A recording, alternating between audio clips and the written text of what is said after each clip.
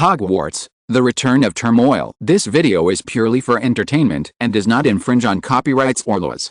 The rights to the novel and image belong to the original author. We do not claim ownership. Don't like waiting and want to listen to this fanfic in full now? Subscribe to our Patreon, where you'll find the best fanfics. Chapter 251, The Principal's Speech.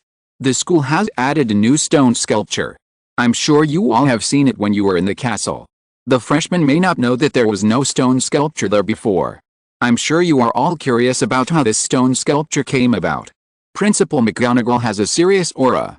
When she was speaking, no one dared to be absent-minded. Everyone was listening carefully. Of course, more importantly, everyone was really curious about why the statue suddenly appeared in front of the castle. But our professor, like everyone else, is still studying the origin of this stone sculpture. There is no record of what this stone sculpture is in the historical materials about Hogwarts, but the only thing that is certain is that there are the symbols of the 4 colleges on the stone arch, so it must be the property of Hogwarts. Given its age, we don't know what magic it contains, so I want to emphasize to everyone here that no student is allowed to approach this statue until we find out its function. As soon as Principal McGonagall finished speaking, heated discussions broke out again. It goes without saying that this must be the legacy left by the founder of the academy. A freckled girl screamed excitedly. It was born now to find the heir in the academy. Just like the secret room more than 20 years ago. The inheritance of the 4 founders can only be obtained by the heirs, so the heir is among us, right?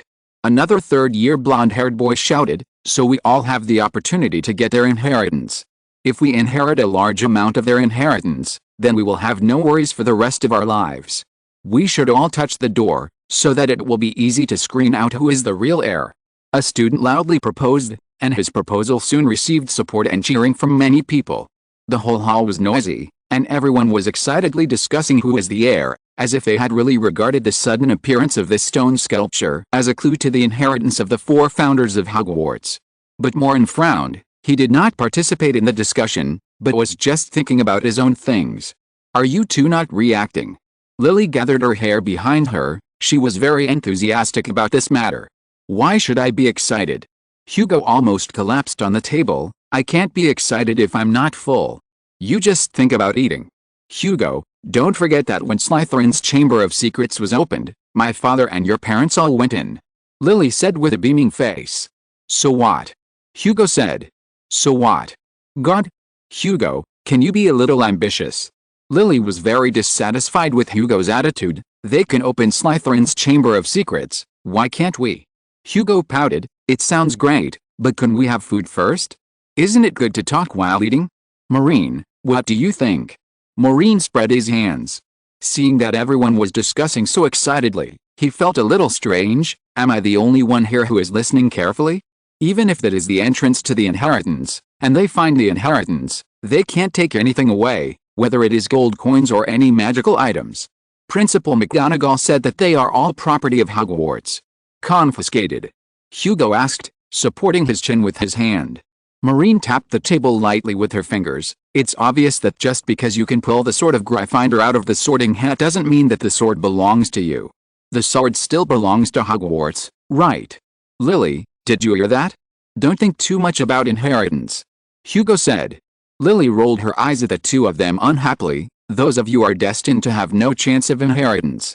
She turned her head and continued to discuss with others. To be honest, I really don't like her tone. Why does she act as if she is already the heir? Hugo raised his eyebrows. I still prefer James and Albus. Lily is too spoiled. Quiet. Principal McGonagall said loudly again, and the noisy auditorium became quiet again. No one is allowed to approach this stone sculpture before we make sure it is safe. This is the rule. As for the reason, if you have heard of the basilisk in the Slytherin Chamber of Secrets, you should understand that no matter what it is, it must have a protective magic. I don't want anyone in the school to go to the school hospital because of this, or worse, to St. Mungo's Hospital. McGonagall looked at all the students seriously. The enthusiasm of all the students dissipated a little, and everyone looked at each other, but some people still didn't take McGonagall's words to heart. Everyone hoped that they could find the so-called inheritance clues through the stone arch. Another thing, I warn you again, in addition to not being able to approach this stone sculpture, you are also not allowed to approach the Forbidden Forest. The Forbidden Forest has always been very dangerous, especially during this period. McGonagall said. Everyone remembered that when they entered the school just now, there was a huge explosion in the depths of the Forbidden Forest. Professor Flitwick said that it was the third time. Everyone focused on the newly appeared stone door, but ignored this matter. However, McGonagall did not explain what happened in the depths of the Forbidden Forest, which made people quite curious. Finally, I would like to introduce a new professor to you.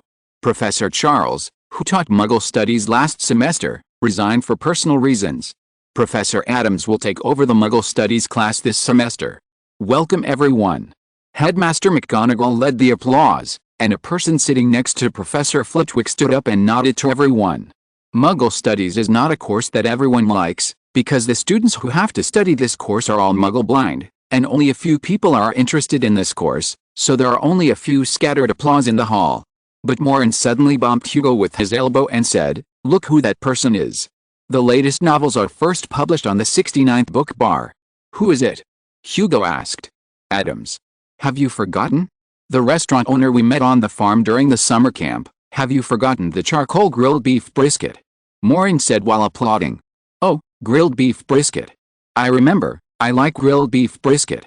Hugo looked up and saw the slightly fat Adams, and was surprised. "It's really him, but he's not. Don't say it." Maureen knew that Adams was a squib, but it was obvious that in Hogwarts, if people knew that a professor was a squib, it would not be a good thing for students. Wizards generally look down on squibs, and squib wizards are reluctant to reveal the fact that they are squibs. "But you know."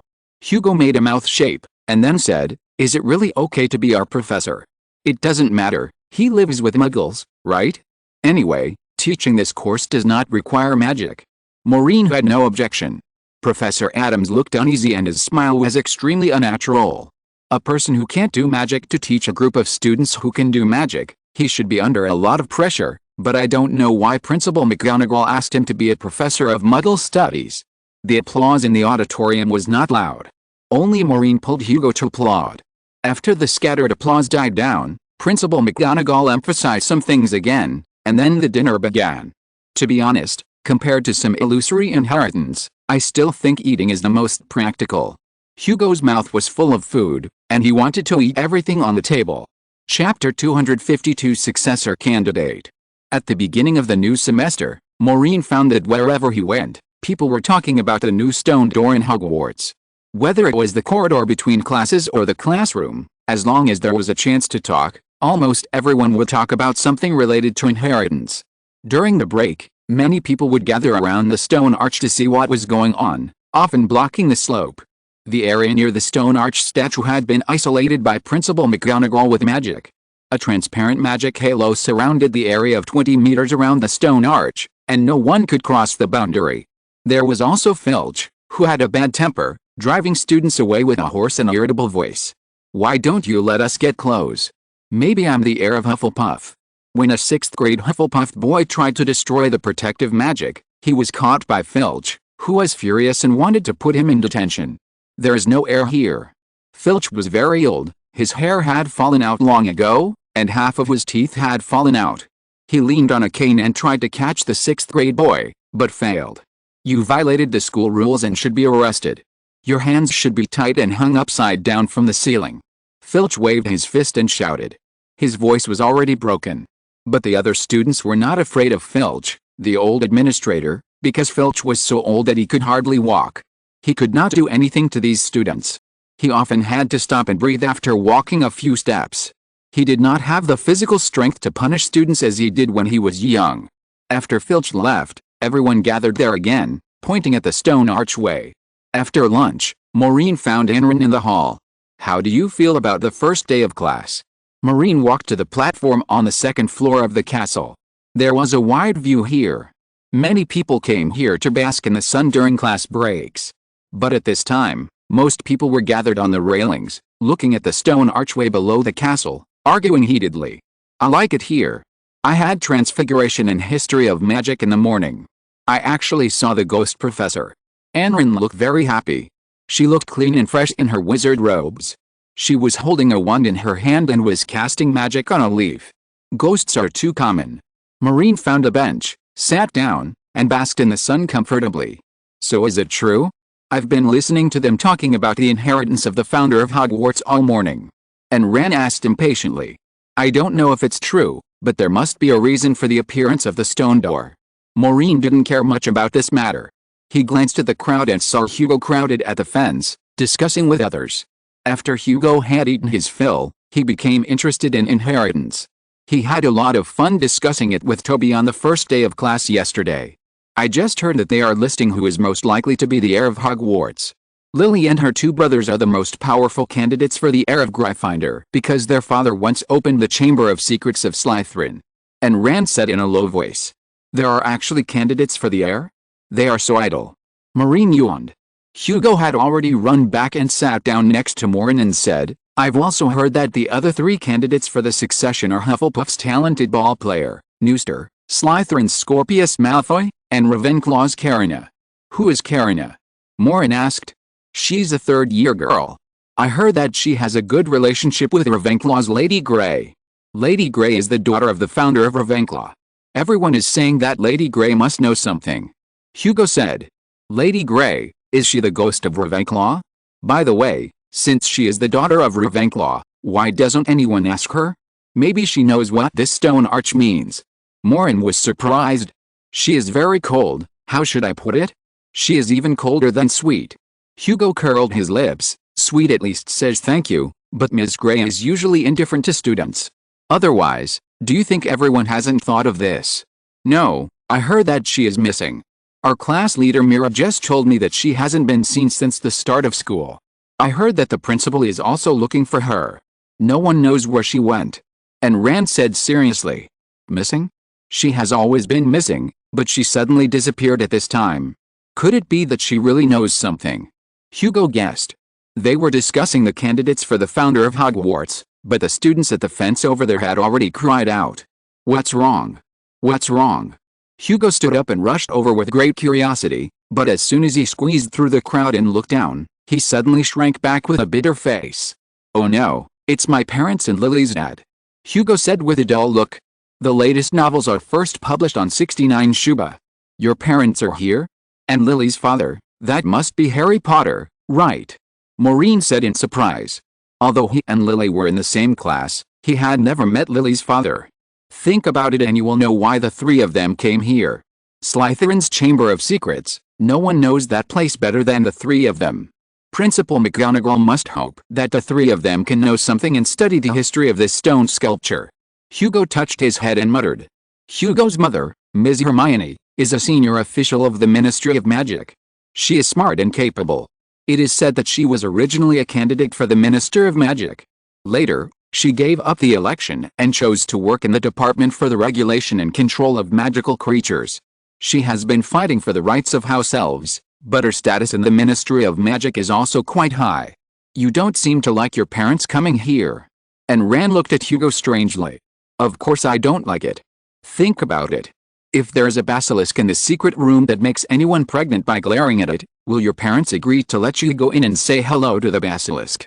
Hugo stuck out his tongue. Maureen couldn't help laughing. He had also concealed many things from his grandfather, mainly because if those things were told, Alton would definitely not allow Maureen to wander around. In order not to worry his grandfather, he chose to conceal it. That's right, they definitely don't want you to be in danger. Unran nodded. But with the three of them coming, maybe they can really find some clues. Maureen thought. There were many people crowded over the fence, and Maureen was not in the mood to squeeze in and join in the fun. But soon Lily ran over and shouted to Hugo, your parents are here, they have something to talk to you about. Okay. Hugo took a step reluctantly and left with Lily. Chapter 253 GHRS Club. After Hugo went to see his parents, he kicked stones all the way back indignantly, mumbling all kinds of complaints. Lily also looked unhappy. We are not allowed to investigate this matter, and we are told to study hard and not touch those things. Why didn't they do it when they were in school? They didn't do it themselves, so why should they ask us to do it? Hugo was warned by his parents earnestly, and his face was depressed. Anyway, I won't give up, just wait. Lily's situation was the same as Hugo's. Both of them were warned by their elders, but Lily was obviously not someone who would give up so easily. She couldn't just be a quiet and obedient student. Hugo nodded. If they know you, They should know that you can't do this. The first class in the afternoon was Muggle Studies. Maureen and Hugo walked towards the Muggle Studies classroom, while Lily went back to the Gryffindor common room. She didn't need to take Muggle Studies this semester. They let Rose supervise me. I will have a follower wherever I go in the future. Hugo said with a curse. I'm behind you, I can hear what you're saying. Rose said seriously. Her school bag was bulging with textbooks, and she was holding a pile of books in her arms. She seemed to be inseparable from books wherever she went, a model of a hard-working academic master. I didn't ask you to follow me. Hugo made a face. Rose glared at Hugo in dissatisfaction, then quickly walked in front of Maureen and blocked Maureen's way. Maureen looked puzzled. What's wrong? Rose. I heard that you are an academic master. Rose squinted and looked at Maureen, her eyes filled with a sense of challenge. Who told you that? Maureen touched his nose. Why did Rose's tone seem unfriendly?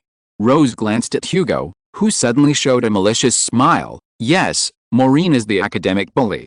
Professor Kane said that Maureen is better than you. Rose, is the war between you academic bullies going to start? I'm only in the 2nd grade. Rose, don't listen to Hugo's nonsense. The academic bully is perfect in all aspects, and my astronomy is a mess. Didn't Hugo tell you? Maureen said. Astronomy is not a problem. Hugo said that you performed 7th grade magic at the end of last semester. Rose asked. 7th grade? Are you serious, Hugo? Maureen touched his forehead. Yes, it's the 7th grade. Rose, are you jealous? Finally someone is better than you, are you shocked? Hugo couldn't wait to hook Maureen's shoulders, with a smug look on his face, as if he had performed 7th grade magic.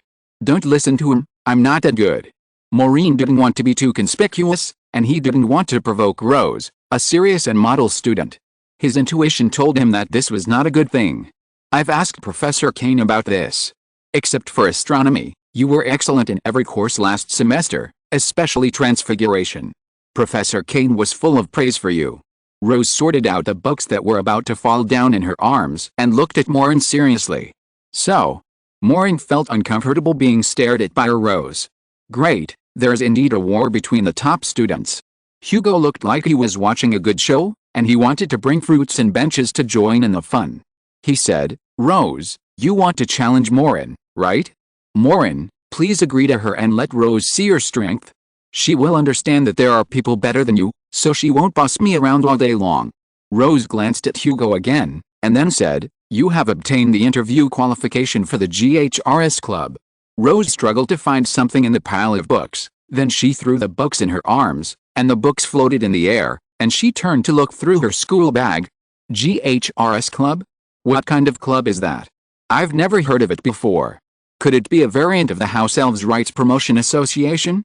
Maureen said quickly, oh, Rose, first of all, thank you for your kindness, but forget about this club. I've been, you know, busy studying lately. I can only support the House Elves, spiritually, okay. Maureen was really afraid that Rose would drag him into some weird club of the House Elf Rights Promotion Association. Although he didn't object to the House Elves getting paid, he didn't want to spend his time on such useless things. Oh my god. Rose, are you serious? Hugo, who was standing next to him, suddenly took a breath and looked particularly surprised. GHRS club? Are you going to let Maureen join this? It's not me, it's our club that decided to give Maureen a chance to take the test. Rose finally pulled out an application form with a Hogwarts logo printed on it from her school bag. There were no fancy decorative patterns like other student clubs on it. On the contrary, the font was very serious and clear. The 4 English letters GHRS gave people a sense of rigor at first glance. But didn't you say that this club doesn't recruit students below the 4th grade? Even you only received the invitation letter at the end of last semester, didn't you? Hugo was shocked. Professor Kane strongly recommended it, so they decided to give Maureen a chance to take the test. If she doesn't meet the requirements, she will still be rejected. Rose waited meaningfully for Maureen's reaction. In Rose's opinion, Maureen should feel flattered. After all, she felt very honored when she received the invitation letter last time. But Maureen's face was full of confusion. The latest novels are first published on the 69th book bar. Has anyone told me what the GHRS club is? Maureen turned the test list over and over, trying to find the slogan and introduction of the club, but the list was clean and there was nothing written on it. You don't know? Rose asked in surprise. Should I know? Maureen felt a little puzzled. This is the Hogwarts Academic Club, Maureen. They don't recruit people publicly, but only recruit members they think are excellent. Hugo frowned and said, I just learned about this club during the summer vacation. If Rose hadn't received the invitation letter at the end of last semester, I wouldn't have known that there was such a club in Hogwarts. That's because our club is different from other childish clubs. Our club is composed of a group of elite students.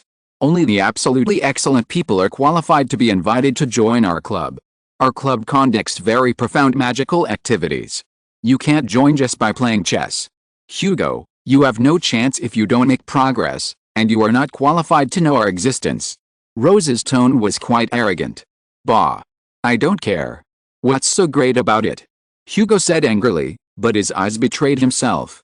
Hugo was obviously in awe of this club. Rose ignored Hugo and continued to say to Maureen, our club decided to give you an opportunity to take the test because we saw your potential. You should be proud of it, Maureen. Proud of it? Maureen felt uncomfortable when he heard Rose's tone. Why did it seem like being able to join this club was a great blessing? Did he need to be grateful? Maureen shook his head, returned the flyer to Rose, and said, Sorry, Rose, I'm not interested in this genius club. What did you say? Rose seemed particularly shocked. So many students want to join but can't, and you actually choose to refuse. Chapter 254 DA and GHRS. Hugo was also surprised. Maureen, don't rush to refuse. This club is very powerful. Every member of the club is an absolute elite. I heard from my mother during the summer vacation that students from this club are the most valued by the Ministry of Magic. Your mother was also a member of this club before. Maureen asked. That's not the case. When they were in school before, there were not as many student clubs as we have now. Hugo said with his chin in his hand. The student clubs of Hogwarts rose later, and today's student activities are much richer than before. The GHRS club has only been established for 20 years. You should know that more than 20 years ago, Hogwarts suffered a heavy blow. At that time, under the leadership of the members of the DA club, they fought against Voldemort together. Later, the school believed that the existence of student groups was a precaution for Hogwarts at a critical moment, and encouraged the development of the club. Referring to the scale of the DA club, a GHRS club was re-established with the abbreviations of the names of the 4 colleges, which was specially selected for elite students. Rose piled the books floating in the air together again, held them in her arms, and said proudly, In the past, DA members led the students to fight, so why not continue to use the name DA? Maureen asked. Because DA is open to anyone, but GHRS is a higher level than DA. It does not recruit ordinary people, but only students who are absolutely excellent in all aspects. You should feel lucky, Maureen. Being with us is much better than being with people like Hugo. Rose glanced at Hugo. Hugo is your brother, how dare you say that about him? Maureen frowned. It is because he is my brother that I know him. GHRS members are not on the same level as people like Hugo. Luo said bluntly. Hey, I'm here. Hugo was a little angry. I can hear what you're saying. Really? I thought you'd be ashamed. Rose didn't care about Hugo's feelings at all. Maureen, I can help you with your future. You should choose to be with like-minded people. Oh, thank you. Maureen stuffed the flyer into Rose's top book of Advanced Transfiguration and said calmly, You're right about one thing. I do prefer to be with like-minded people. Hugo and I get along well. The GHRS club is not suitable for me. Goodbye, Rose. Maureen grabbed Hugo, who was about to quarrel with Rose, and pulled him into the Muggle Studies classroom. You shouldn't make this wrong decision, Maureen. Rose walked to the door of the classroom and shouted to Maureen, This is a once-in-a-lifetime opportunity. You will regret it. Rose's voice was so loud that the whole classroom, which was originally noisy, turned around and looked at Rose. But Rose turned around proudly, without even looking at others, and left their classroom to go to her own class. She's so annoying. She always looks so self-righteous and arrogant. Hugo was annoyed. There were no seats left at the back of the classroom. Many people didn't like Muggle studies and would try to occupy seats at the back so that they could at least sleep or do something else during class. Maureen and Hugo could only sit in the first row. Don't mind it. Maureen stuffed his school bag into the drawer. He knew that Hugo and Rose didn't get along and often quarreled. She probably didn't mean it. After all, she's your sister. Maureen comforted him. Yes. Can you believe that your own sister would do this? Hugo muttered and cursed. If Hugo's mother heard this, she would definitely not let Hugo go. After a while, Hugo said again, by the way, although Rose is annoying, you shouldn't refuse the invitation of this club. When Rose received the invitation letter from GHRS at the end of last semester, her mother was very happy. She said that the people who came out of this club in Hogwarts are all great people. Many of them hold important positions in the Ministry of Magic. This year, their previous president became the intern secretary of the Minister of Magic right after graduation and can see the Minister of Magic. See the Minister of Magic? Maureen yawned. What's the big deal about being able to see the Minister of Magic? The Minister of Magic is not a rare animal. To be honest, if every elite of this club has the same attitude as Rose, I can't stand it. Maureen took out a book of Muggle studies. Hugo nodded. I can't stand Rose either. You will never understand what it's like to have a sister who is a top student and a brother who is a scumbag at home. By the way, is the DA club still there? Maureen asked curiously. No longer. The DA club was established to resist the professors sent by the Ministry of Magic. DA stands for Dumbledore's Army. At that time, they secretly learned magic on their own. Although DA members played a key role in that battle, you should know that the original intention of establishing Dumbledore's army was definitely not welcomed by the Ministry of Magic. Hugo said. The DA Club was originally established when the teaching order of Hogwarts was disrupted, and students learned magic on their own. But now the school professors are normal, and there is no need for this club to continue to exist. Hugo seemed to be more yearning for the DA Club. My dad said that the DA Club does not look at talent when recruiting people. Anyone who wants to learn magic and resist oppression can come in. This is much better than GHRS. GHRS only recruits absolutely excellent students. Ordinary students have no chance. I heard that the number of their clubs does not exceed 15. There are many people in each student club at Hogwarts. After all, there are 7 grades of students, and each grade is divided into 4 colleges. Except for the clubs that no one cares about, such as the House Elf Rights Promotion Association, almost every normal club has at least 20 people. The number of people in this elite club is indeed small. The latest novels are first published on 69shoe.com. Then I think the DA Club is better, said Maureen. In a club named after Dumbledore, everyone has the opportunity to improve themselves and have their own goals, which is interesting. I really hope this club still exists. Hugo nodded. Just now your parents came to check the statue that suddenly appeared. Did they find any clues? Maureen asked. From their expressions, they should not have any, but even if they did, they would not tell me. Hugo shrugged his shoulders.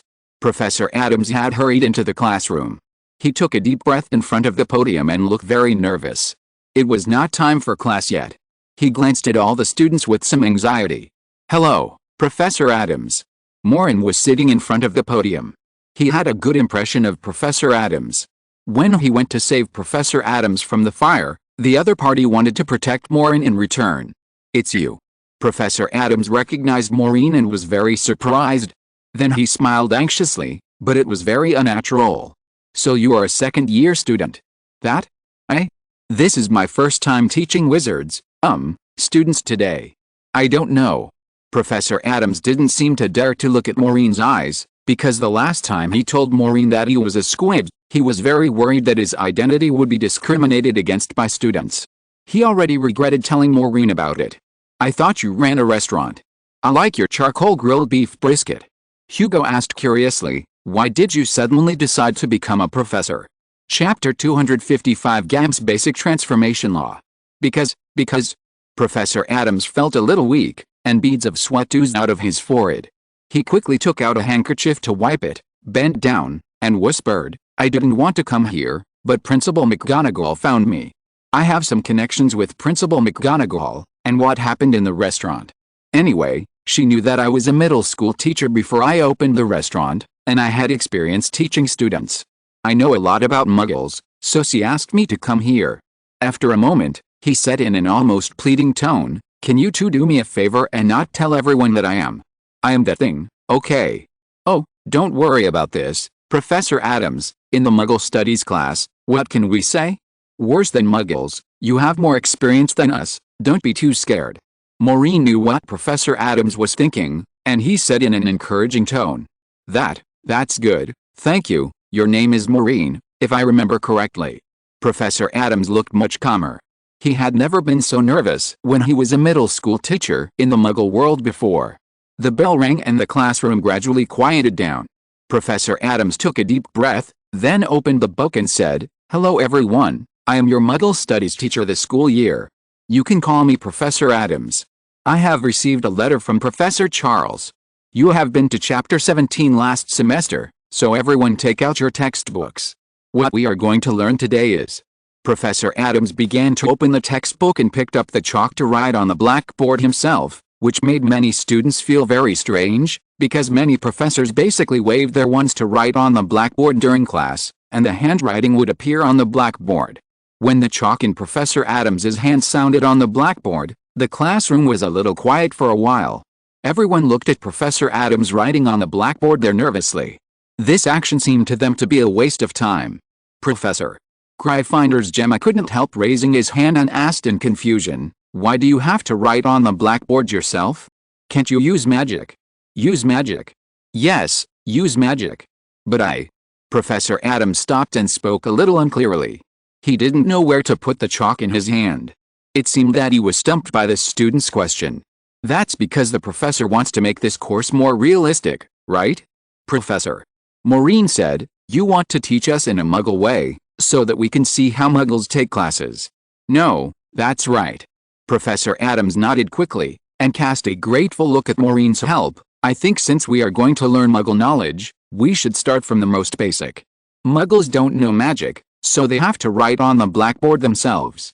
I also plan to teach by writing on the blackboard myself, so that you will know the difference between wizards and Muggles. Isn't that a waste of time? I really don't understand why we should learn about Muggle life." Tabitha from Slytherin frowned. She has never been interested in learning about Muggles. Muggles also use multimedia in class, such as projectors and computers, but these things can't be used in Hogwarts. They are very creative. If you listen carefully, it will help you in the final exam. Professor Adams raised his voice slightly, appearing much more confident. Aside from not knowing magic, Professor Adams actually teaches in a very organized way. Although he is a squib, he has a comprehensive understanding of wizards and Muggles. It can be said that there is no problem for him to teach this course. Although Maureen doesn't like this course very much, he respects any professor, even if Professor Adams is a squib. In addition to the Muggle Studies course, other magic courses in the new semester are more profound for them, especially Transfiguration and Charms. Many second-year students complain that the difficulty has been raised to a higher level, and they feel much more strenuous than first-year courses. For example, Transfiguration. "Professor, did you take the wrong lesson plan? Why do we have to learn fruit transfiguration in the second year?" Hugo asked Professor Kane in the Transfiguration class. Professor Kane asked everyone to turn apples into oranges, but his apple just rolled and didn't change at all. "Maureen," Professor Kane shouted without thinking. "Okay." Maureen yawned and touched Hugo's apple with his wand, turning Hugo's apple into an orange. "Did you see that? Maureen is also a sophomore, he could have done this a long time ago." Professor Kane glanced at everyone and nodded to Maureen approvingly. Maureen looked helpless. During the first few days of school, if anyone complained that learning magic was too difficult, he would be used as a teaching tool by the professor, leaving everyone speechless. "But why does it still taste like an apple?" Hugo had already peeled the orange that Maureen had cast magic on and started eating it. Professor Kane came over and tapped Hugo on the head with his wand. "Weasley, I didn't bring the apples from the kitchen to share with you so that you could eat them. You've already stolen two. Do you think I didn't see it?" Hugo stuck out his tongue and quickly covered his mouth, still chewing slightly. Transfiguration does not change the nature of food. Everyone needs to remember this. One of the 5 exceptions to Gamp's basic transfiguration law is food. Professor Kane said, "Then what are the other 4? Weasley, you answer. If you can't answer, I will let the house elves take extra care of you at dinner. The latest novels are first published on the 69th book bar. Professor, let's talk nicely. It's too inhumane to use food as punishment." Hugo quickly swallowed the apple-flavored orange in his mouth and said, "The other 4, let me think, coins must be 1. If this doesn't count, then I will seriously learn how to turn leaves into gold galleons, so that I can make a fortune." Maureen laughed beside him, and many people were amused by Hugo's words. Hugo waved to everyone, indicating that he was very satisfied with his answer. But Professor Kane tapped Hugo on the head with his wand again and glared at him. Why are you so proud? Am I right? Isn't it? So it can be turned into gold coins? Professor, does that mean I can use this orange peel to turn it into a gold galleon? Hugo couldn't wait to pick up the orange peel he had just peeled, his eyes shining. With your poor transfiguration skills, you took an orange peel as a gold coin and brought it to Gringotts. It would be strange if you were not charged with fraud and locked up in Azkaban for half a month. Professor Kane waved his hand unhappily and asked Hugo to sit down. He did not expect Hugo to give the correct answer. Then he looked at Maureen and said, "You come and explain to everyone in detail the 5 exceptions to Gamp's transfiguration law." Maureen held back his laughter, stood up and said, "There are 5 exceptions to Gamp's basic transfiguration law. The first is food. We cannot conjure up any food out of thin air. We can only transform bread into chicken legs or turn clear water into milk, but this process requires the use of the taste buds charm. Only wizards who are proficient in cooking can make the taste buds charm work properly." Maureen paused and continued, "But no matter how the transformation is done, the essence will not change. For example, if we turn a piece of Lois into a sandwich, even if we eat the transformed sandwich, we are just eating soil. You cannot supplement nutrition by eating soil, but you can at least get psychological comfort with the help of the taste buds charm. The principle of turning clear water into milk is the same. We are actually just drinking water." Chapter 256 Gamp's Basic Transformation Law. The second exception is, items that have magic in themselves, such as flying brooms, invisible cloaks, wands, various potions, including gold coins. The coins that we wizards circulate are also cast with special magic by goblins. You can turn a branch into the shape of a flying broom, but you can't make it fly. You can turn leaves into gold coins, but you can't make the gold coins have goblin magic. Goblin magic and wizard magic are very different. Generally, qualified wizards can distinguish the real from the fake. We are here to learn from experience. Professor Kane nodded approvingly. "I'll interrupt here, Maureen. Take a gold coin and demonstrate it to everyone, so that everyone will have a deeper impression." "Okay, Professor." Maureen took out a gold galleon from his pocket. This was the pocket money that Alton gave him. He picked up a small piece of orange peel that Hugo had just peeled, held the gold coin and orange peel in his palm, then tapped his hand with a magic wand, and finally spread his palm. There were already 2 golden galleons in his palm. He continued, "For example, these 2 gold galleons, one is real and the other is fake. Without touching them, can you tell which one is real and which one is fake?" Many people were attracted by Maureen's demonstration. They stared at the 2 gold coins in Maureen's hand, but after staring for a long time, they couldn't tell them apart. Let me see.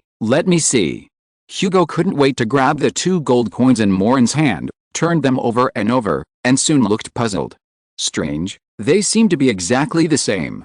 "Maureen, you can actually make real gold coins," Hugo shouted in surprise.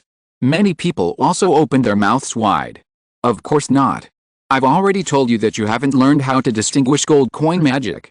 Gold coins have unique goblin magic on them, so you may not be able to tell them apart. But when I was at home, my grandfather taught me how to distinguish goblin magic." Maureen took back both of Hugo's gold coins and said, "In fact, you can tell them apart after you learn a little bit about the goblin magic characteristics of gold coins. But a powerful wizard like Professor Kane can tell that it's fake without even touching it with his hands, just by looking at it, right, Professor Kane?" Professor Kane, who was standing next to him, had already been in a state of panic. From the moment Maureen opened his palm, he couldn't tell the authenticity of the 2 gold coins just by looking at them. How could this be possible? Professor Kane thought he was dazzled. You know, adult wizards are aware of the characteristics of gold coins. As a transfiguration teacher, he is very familiar with this kind of pediatric magic. Any fake gold coin that has been subjected to transfiguration can indeed be seen at a glance, because it is so different from goblin magic. But this time, he couldn't tell whether the 2 coins in Maureen's hand were real or fake. This was incredible. If he hadn't seen Maureen cast magic on the gold coins, he would have thought that Maureen had taken out 2 real gold coins. This guy's transfiguration was so powerful. Maureen originally thought that Professor Kane should be able to tell the difference, so he just asked casually. This question made Professor Kane sweat in his heart. If he said that he couldn't tell the difference between a student's magic, it would be embarrassing. That's right. Maureen demonstrated very well. Professor Kane pretended to be calm and took the 2 gold coins from Maureen's hand. He didn't breathe a sigh of relief until he got the gold coins. Although he made a mistake this time and couldn't recognize the authenticity of the gold coins directly with his eyes, as soon as he touched the 2 gold coins, he could recognize which one had fairy magic with his experience. What Maureen said is right. Experienced wizards like us have long learned how to distinguish gold coins and can directly tell the real from the fake. You still need to learn from Maureen. Professor Kane calmly straightened his chest, showed the fake gold coin, rubbed it with his fingers, and the gold coin immediately returned to the orange peel, saying, "What you lack is experience. Learn how to distinguish the magic of gold coins like Maureen earlier, so that you won't be deceived." After saying that, Professor Kane looked at Maureen a little strangely. He just wanted Maureen to demonstrate to others, but he almost shot himself in the foot. Fortunately, he didn't let me say which one was fake, otherwise I would lose face. Professor Kane muttered to himself. If Maureen hadn't handed the gold coin to Professor Kane just now, then Professor Kane would not be able to distinguish the real from the fake without touching it. If he said it wrong, it would be embarrassing. But this guy is really not simple. It seems that if I have any money transactions with him in the future, I must touch every gold coin. If I rely on my eyes alone, I will definitely suffer a great loss. It is best to refuse to accept his money, which is the safest way. Professor Kane had already marked this guy Maureen in his heart, reminding himself that next time Maureen was changing gold coins, he must be careful. It was the first time that Professor Kane saw such a realistic transfiguration. It was so powerful that even the experienced him could not distinguish it with his eyes, and he needed to touch it. A Hogwarts teacher was afraid of being deceived by his students. I am afraid that no one would believe it if he told others, but Maureen's transfiguration could do this. The latest novel is first published on the 69th book bar. Maureen did not know that he had been blacklisted by Professor Kane for money transactions. He still thought that his transfiguration could not be hidden from Professor Kane at all, and he looked innocent. Thinking that his question had not been answered yet, Maureen continued, "The third of the 5 exceptions to Gamp's law of transfiguration is magical animals. This is actually similar to magical items. You can turn a stone into a sparrow, a tiger, or some other non-magical animals, but you can't turn a stone into a phoenix with magical powers. Magical creatures are unique and cannot be copied or transformed. The 4th exception is non-existent entities. If you want to create a new substance that has never been created before, it is completely impossible. You can only transform it based on the existing substances in the current world, and the transformation must be based on existing conditions. For example, iron, gold, water, etc. You can't use a piece of stone to create a non-existent element. The 5th exception is conceptual substances without a specific form, such as life or time. You can't directly turn a stone or a leaf into an ethereal life or a time without a form, because you are not sure what form life and time are in. You can only control life and mark time through certain substances, but you can't make life and time concrete. Gamp's basic laws of transfiguration cover most of the key points of transfiguration, but these 5 exceptions cannot be achieved directly by transfiguring objects. Of course, these rules only apply to the wizarding world. When Maureen was in the painting, he transformed various potions, which was another matter. The rules in the painting are different from reality. Professor Kane nodded with satisfaction. Yes, what Maureen said is correct. 10 points for Gryffindor. Transfiguration is different from charms. In charms class, you can use a wand to summon many bubbles and ice and snow from other places, but transfiguration is different. Professor Kane picked up the apple on the table and continued. Transfiguration, as the name suggests, is the transformation of objects. Its prerequisite is that there must be an object to be transformed. In every transfiguration class, we practice with objects to be transformed such as a needle, a stone, and an apple. Without these transformed objects, it does not belong to the category of transfiguration, but knowledge of charms class. Therefore, Gamp's basic law of transformation distinguishes between the 2 major subjects of transfiguration and charms class. Do you remember it? All the students looked at each other. They were afraid that they had completely lost it when Maureen talked about the 4th point. Everyone was even more confused by the supplementary knowledge that Professor Kane said later. There were only a few people in the class who could understand it. If you're listening to this novel on a channel other than Fanfic World, it means they downloaded and uploaded it without effort. We cordially invite you to visit our channel, Mundo Fanfic Novelist. There you'll find the original version of this story, and you can explore many other novels of various genres. We're waiting for you to immerse yourself in a world of incredible novels. Chapter 257 Magic Tournament. In this class, except for Maureen and Professor Kane, who were very happy singing the same tune, everyone else was confused and couldn't keep up with their pace. When the Transfiguration class was over, Professor Kane kept Maureen. "What's wrong? Professor, is there anything?" Maureen asked as she sorted out her school bag. Professor Kane looked at the student in front of him, who was blacklisted for money transactions, with a strange look again, and then smiled and said, "I heard that you refused to join the GHRS club the day before yesterday." "Oh, yes, I don't like to join clubs." Maureen had nothing to hide. Professor Kane patted Maureen on the shoulder and motioned Maureen to follow. They left the Transfiguration classroom and walked towards the faculty lounge on the first floor. As they walked, he said, "How can you refuse? The GHRS club brings together the best students from the 4th to 7th grades of the school.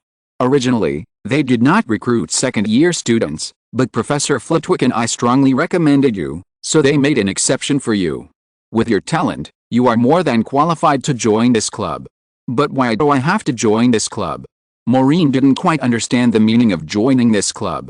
Professor Kane said, "You know, now is different from the past. When the 3 magic schools in Europe competed with each other, they could only show their strength by holding the Triwizard Tournament regularly. But the Triwizard Tournament, which is too formal, has been out of fashion.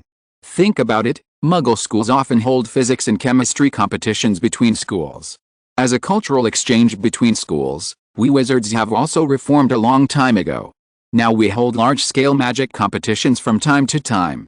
There is still such a thing," Maureen said in surprise. Although he didn't understand what physics and chemistry were, he had heard of the Triwizard Tournament. But since Voldemort was brought out, this competition could no longer be held. Professor Kane nodded. Small magic competitions between schools are very frequent. For example, in November every year, there is the European Dumbledore Cup Transfiguration Competition and the Dumbledore Cup Spells Competition, which are held to commemorate Dumbledore's life. In February, there is the European and American Magic Swift Eagle Cup Transfiguration League and the Spells Competition. Swift Eagle Cup. This seems a little familiar. Oh, you know, the Swift Eagle Flying Broom Magic Company is the sponsor of this competition, so we have to give it a name. This is a large-scale competition. If you get a good ranking, you will also get a certificate. These certificates are recognized by the Ministry of Magic, which will be very helpful for you to find a job in the future." Maureen touched his nose. He is only in the 2nd year now. Isn't it too fast to think about work directly? Professor Kane continued earnestly, "Nowadays, looking for a job requires certificates. It is not enough to just get owls and newts certificates. This is just like the Muggle University. It is not enough to have a bachelor's degree and a degree certificate. It also depends on the overall quality. The magic competition certificate during school is extremely valuable." Professor Kane seemed to know a lot about the Muggle world, and even made an analogy. "What else?" Maureen found that he had been in school for a year and didn't know that there were these large-scale competitions between schools, especially the Dumbledore Cup Magic Competition. He had never heard of it. There is also the EU Defense Against the Dark Arts Youth League in December, the Drunken Dream Potion Open, the Brainstorm Arithmetic Divination Championship, the Iron Man Magic Comprehensive Challenge. Professor Kane listed a lot of magic competitions like a treasure, and Maureen was stunned. How did these names come up? Maureen felt particularly fresh. It's normal that you haven't heard of these. Generally, students above the 4th grade know them, because only from the 4th grade can you have enough knowledge to participate in these competitions, but I don't think you need to wait until the 4th grade to know them. It's always good to prepare early." Professor Kane looked at Maureen with satisfaction.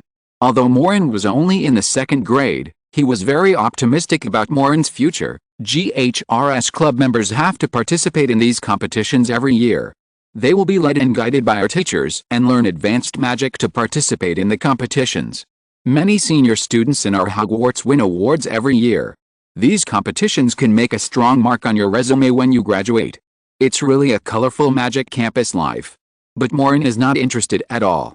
"I think even if I win a prize in the competition, it doesn't mean much to me." Maureen didn't pursue these things. He had a lot of things to worry about. He was only in the 2nd grade and had to participate in this league youth training tournament. Why should he live so hard? Wouldn't it be better to be an excellent salted fish quietly? Humph, you are a 2nd-year rookie and you have the nerve to say that you can win a prize? It's a pipe dream. A proud voice sounded in front. Maureen raised his head. They had already walked to the door of the faculty lounge and found a boy standing at the door. This boy was half a head taller than Maureen. He seemed to be a 5th-year student. He had gray hair, a horse face, a narrow and long nose, and his eyes tilted upwards. He was arrogant and didn't even take Maureen seriously. There was also a girl standing next to him. This girl had brown hair, light gray eyes, and wore thick glasses. She looked like a senior student. The latest novel is published first on Liu 9 Shuba. Pearson, don't be so rude. This is the top 2nd-year student I told you about, Maureen. Professor Kane frowned slightly and introduced, Maureen, this is Pearson, a top 5th-year Ravenclaw student. He is second to none in terms of talent in spells and transfiguration, just as good as you. This is Shirley, a top 5th-year Gryffindor student, unique in potions. Originally, with the recommendation of Professor Flitwick and me, you would have had no problem joining the GHRS club directly. But they insisted on interviewing you, and after we thought about it, we thought that you really should prove yourself with your talent. You don't need to be too nervous, just show them your usual high level. High level? Professor Kane, I don't want to offend you. Pearson's tone was a little more respectful when facing Professor Kane, but there was still a sense of arrogance in his words, and when he looked at Maureen, he was still full of disdain. But a 2nd-year rookie performing at a high level? With a kind of elementary magic he learned, how high can it be? Your attitude won't work, Pearson. Maybe Maureen didn't learn as much magic as you did, but he just learned it a few years later than you. Professor Kane was a little dissatisfied with Pearson's tone, but excellent students always have their own pride, which Professor Kane knew. He has always been very tolerant of students, otherwise he would not allow a heartless student like Hugo to steal apples in his class. Pearson, where is Constance? Did I ask him to come and interview Maureen? Professor Kane asked. Professor Kane, Constance is in the library preparing for the Transfiguration competition in November. He thinks it's not a waste of his time to interview a 2nd-year rookie, so he asked me and Shirley to come. Pearson glanced at Maureen with disdain. But Maureen just yawned nonchalantly, as if he didn't hear what Pearson said at all. Chapter 258 Attitude. The girl next to Pearson was named Shirley. When she saw Maureen, she was also skeptical and said, Professor, we know that he is a star on the Quidditch field, but Quidditch does not represent academics. Do you really think he... Don't worry about this. Maureen will not let you down. Professor K nodded. But Pearson snorted again. Playing ball is different from casting magic, especially for a sophomore rookie. I think his coming in will only lower the level of our club. Pearson, how many times have I told you that even if your transfiguration and spells are among the best among the 5th-year students, you can't underestimate others.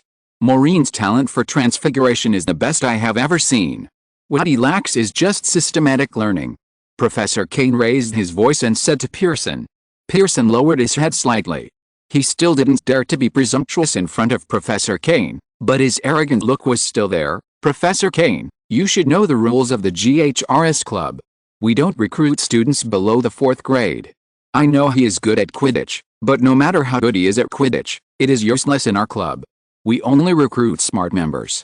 Do you really think it is necessary to interview him, a 2nd-year rookie? I have already said that Maureen is a good seedling worth cultivating. Professor Flitwick also recommended him. The sooner he is systematically cultivated, the better. With his talent, he can be cultivated for 2 years in advance. When he is qualified, he can participate in the Transfiguration competition and the Charms competition.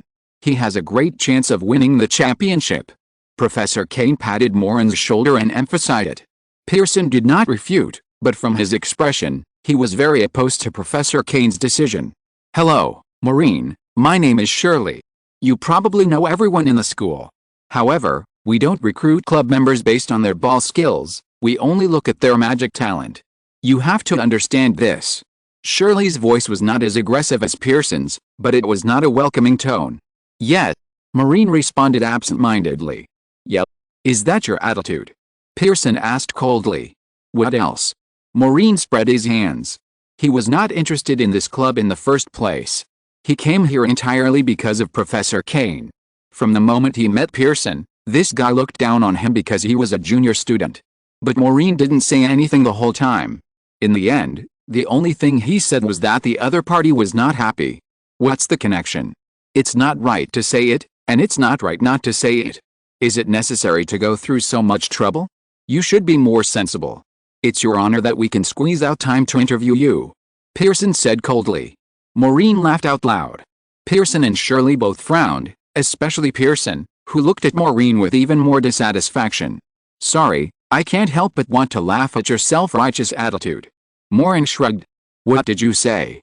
Who did you say was self-righteous? Say it again, Pearson said angrily. Don't argue, don't argue. Professor Kane waved his hand and said, it's good for young people to be a little arrogant. After all, you all have the capital to be proud, but you should also respect each other. Pearson, your attitude makes me a little disappointed. Professor Kane, he is ungrateful, Pearson argued. Maureen looked at Pearson like an idiot. Can such a person really be considered an elite? Pearson stared at Maureen intently. If Professor Kane was not there, he might have used magic to teach Maureen a lesson. I'm sorry, this is Bill. Pearson, right? You don't have to reject me like this. To be honest, I have no interest in your club at all. I'm here just because Professor Kane brought me here right after class, but that doesn't mean I want to join your club. Don't take yourself too seriously. Maureen looked at Pearson with interest. He didn't like the guy's tone. Even if the other party was a fifth-year student, it didn't make any difference to him. Last semester, he had a direct confrontation with the old wizard Paingard who had lived for hundreds of years. It would be strange if a fifth-year so-called top student could scare him. You really overestimate your own abilities. You dare to talk to me like this? Pearson was angry. Professor Kane looked helpless. The three students standing in front of him were all very outstanding talents, but they all seemed too impulsive. He didn't know what to do. All right, be quiet. Let's get straight to the interview stage. Whoever makes noise again, I'll lock them up for a week. Professor Kane touched his forehead. He was actually very optimistic about Maureen. Thinking of what happened in class just now, Professor Kane said, Maureen, as for the specific content of the interview, it's a good opportunity for you to show them the transfiguration spell you performed in class this afternoon. This way, Pearson will probably understand your talent. Transform into gold coins. Yes, that is, transform into gold coins. Believe me, you will open their eyes. The latest novel will be first published on 69 Books Bar. Professor Kane seemed a little impatient. He was so impressed with Maureen's gold coin magic that even Maureen himself might not know that the transfiguration spell Maureen performed was so realistic that it looked indistinguishable from the real thing. But Pearson sneered again. Professor Kane, changing gold coins? Are you kidding? Do you think you can join our club with such low-level magic? Don't worry, Professor Kane said confidently. Maureen will change the gold coins, and you are responsible for guessing whether they are real or fake. Hurry up, Maureen, it's very easy, just like you showed in class this afternoon. Okay. Maureen agreed reluctantly. Although he didn't want to show off his magical abilities, he still respected Professor Kane. He slowly took out a gold galleon from his pocket and tore off a corner of the parchment. He vaguely understood why Professor Kane asked him to change gold coins. This is a real gold coin, and this is a piece of scrap paper. Maureen will turn the scrap paper into a gold coin, and then you will guess whether the gold coin is real or fake. Professor Kane said. Guess whether the gold coin is real or fake. Pearson was stunned for a moment, then laughed. Professor Kane, you should know the characteristics of the fairy magic on the gold coin. You can tell at a glance that anything can be transformed into the appearance of a gold coin, right?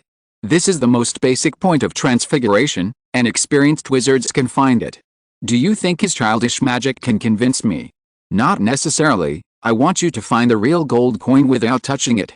Professor Kane is more confident than Maureen. But Maureen feels that doing the same thing again seems meaningless. Chapter 259 Real and Fake Gold Coins. Professor Kane, gold coins are magical objects that anyone can tell at a glance whether they are real or fake. Let me make it clear, if it's just a gold coin, I won't let him pass. Pearson said. Whatever you want, I don't care anyway. Maureen held the gold coins and scraps of paper in his left hand, then tapped his fist with his wand in his right hand. Looking at Professor Kane's expression, Maureen already understood that Professor Kane probably didn't tell whether the gold coins he had conjured were real or fake during the afternoon class. Then this is very interesting. Maureen slowly spread out his palm, and in his palm were already two identical, shining gold galleons. Your transfiguration is amazing, right? Then your identification skills must be pretty good too. Tell me which gold coin is the real one. Maureen spread out the gold coins in his palm for Pearson to see. Do you really think I can tell? It's really hilarious that even a third-grade student can figure this out. I tell you, this kind of childish magic is useless to me. I can tell which one is real and which one is. Pearson's eyes swept across Maureen's palm with disdain. Just as he was about to point out the real gold coin, his eyes suddenly froze. He stared at the gold coin in Maureen's palm, his brows wrinkled like twisted hemp ropes, squeezed into a ball, and then his eyes were full of doubt. Like Professor Kane, he couldn't tell which of the two gold coins was real and which one was fake just by looking at them. Pearson's expression was frozen. How could this be possible? No one could conjure up the characteristics of fairy magic when they conjured up the gold coins. It should be possible to tell at a glance. Why couldn't he tell this time?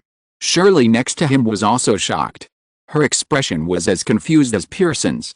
But the magic that Maureen had just performed in front of them, one was a real gold galleon, and the other was a scrap of paper. Maureen only turned the scrap of paper into a gold galleon. Why couldn't these two top students tell the difference? Professor Kane was very satisfied when he saw the reactions of Pearson and Shirley. Even the experienced him was fooled by Maureen in the afternoon, not to mention Pearson and Shirley. Although they were smart, they were far inferior to Professor Kane in this regard. How is it? Pearson, Shirley, without using your fingers, can you recognize which gold coin is real? Professor Kane knew that Maureen's transformation was enough to attract the attention of these two people. Shirley took a deep breath and then shook her head and said, Professor, I can't tell. This is really strange.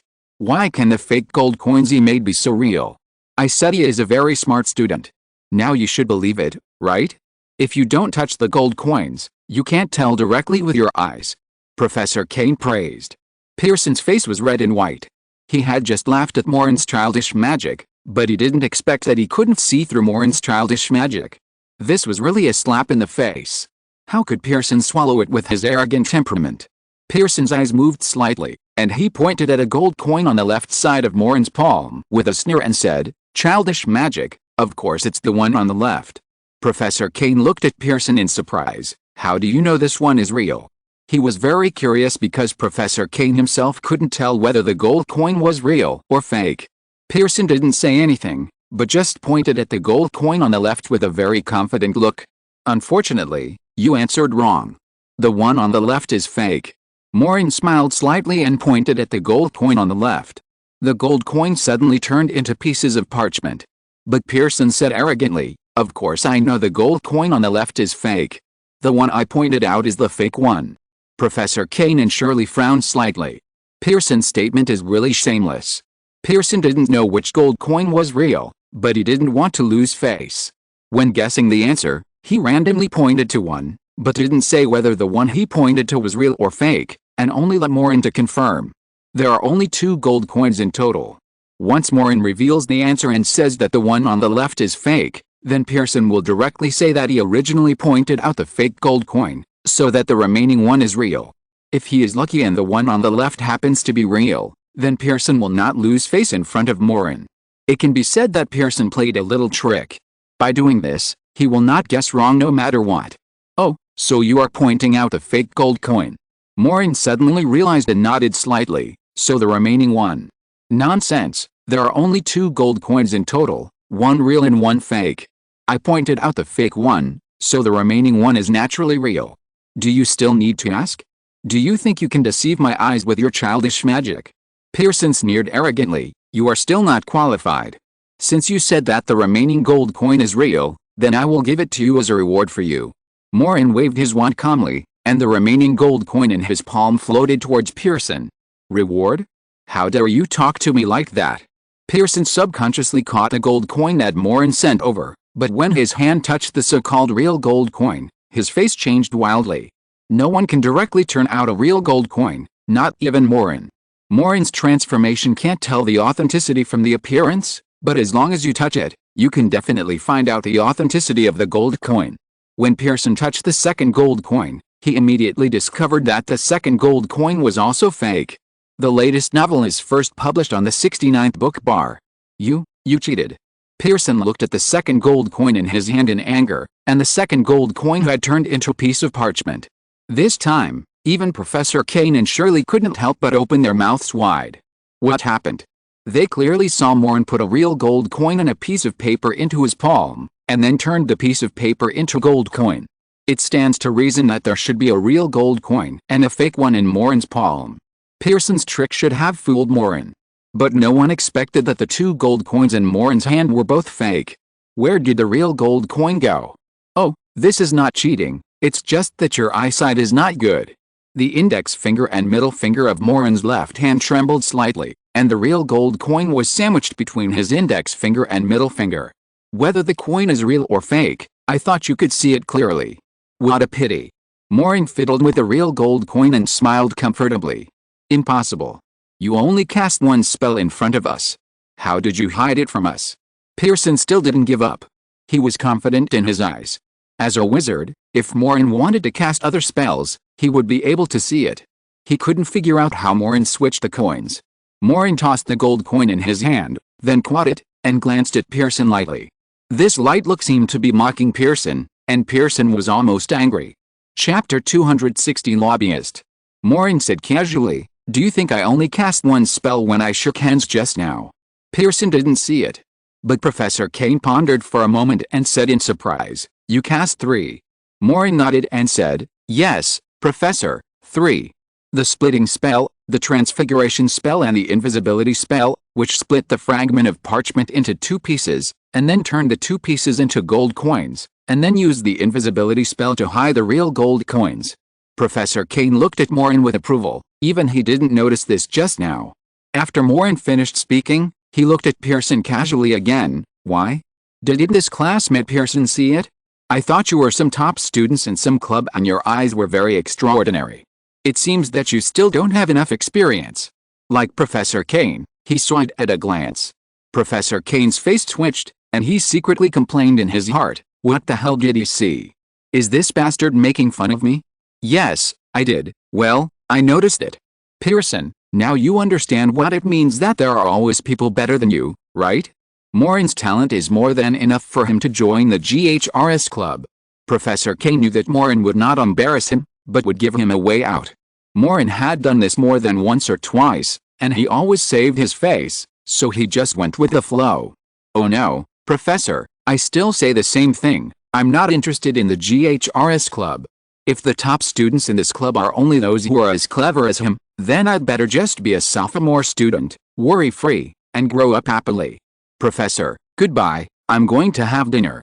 Maureen put away the gold coins, put his hands in his trouser pockets, and walked towards the auditorium leisurely, leaving behind Professor Kane, who was extremely troubled, and Pearson, who was full of resentment and unwillingness. This kid is really not simple. Professor Kane liked Maureen more and more. Maureen had clearly stated that he was not interested in the Genius Club, but Professor Kane had made up his mind to train Maureen in the Genius Club. I heard from Rose that you actually rejected the GHRS Club. How brave." In the common room, Lily ran over and looked at Maureen with admiration. Is rejection considered bravery? What a strange statement. Maureen sat on the sofa in the corner of the common room and flipped through the magic book. Whenever he had nothing to do, he would learn magic by himself, not just limited to the magic taught by the teacher. "Of course not. I heard from Shirley that you use the transformation magic to tease Pearson? He looks very unhappy now." Rose also came over with a pile of books, looking at Maureen with a strange look. "Oh? So vulnerable." Maureen held her chin and answered absent-mindedly, "That's a pity. I thought he was a genius and I expected geniuses to have stronger psychological endurance. Pearson is not as simple as you see. Although he is a little crazy, he is very talented in spells. He won the 5th place in the Dumbledore spell competition last year. At that time, he had just joined GHRS and had not received much training. His opponents were all 6th and 7th grade students," Rose said seriously. When introducing Pearson, her tone was also very admiring. "Rose, 5th place doesn't seem to be a big deal." Hugo was biting a pen next to him. He was copying Maureen's transfiguration notes. What do you know?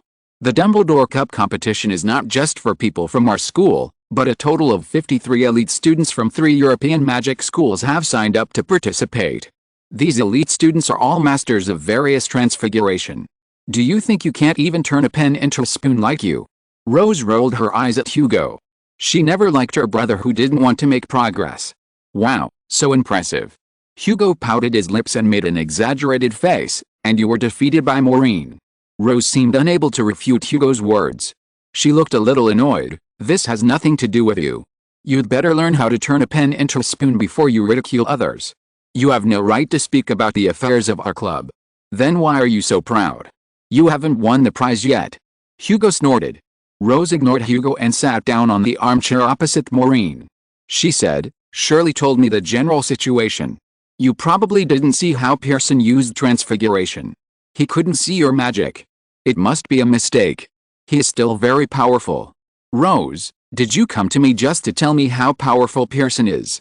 Maureen turned a page of the book and said without looking up, to be honest, how powerful he is has nothing to do with me. I won't take the initiative to provoke others. Rose frowned.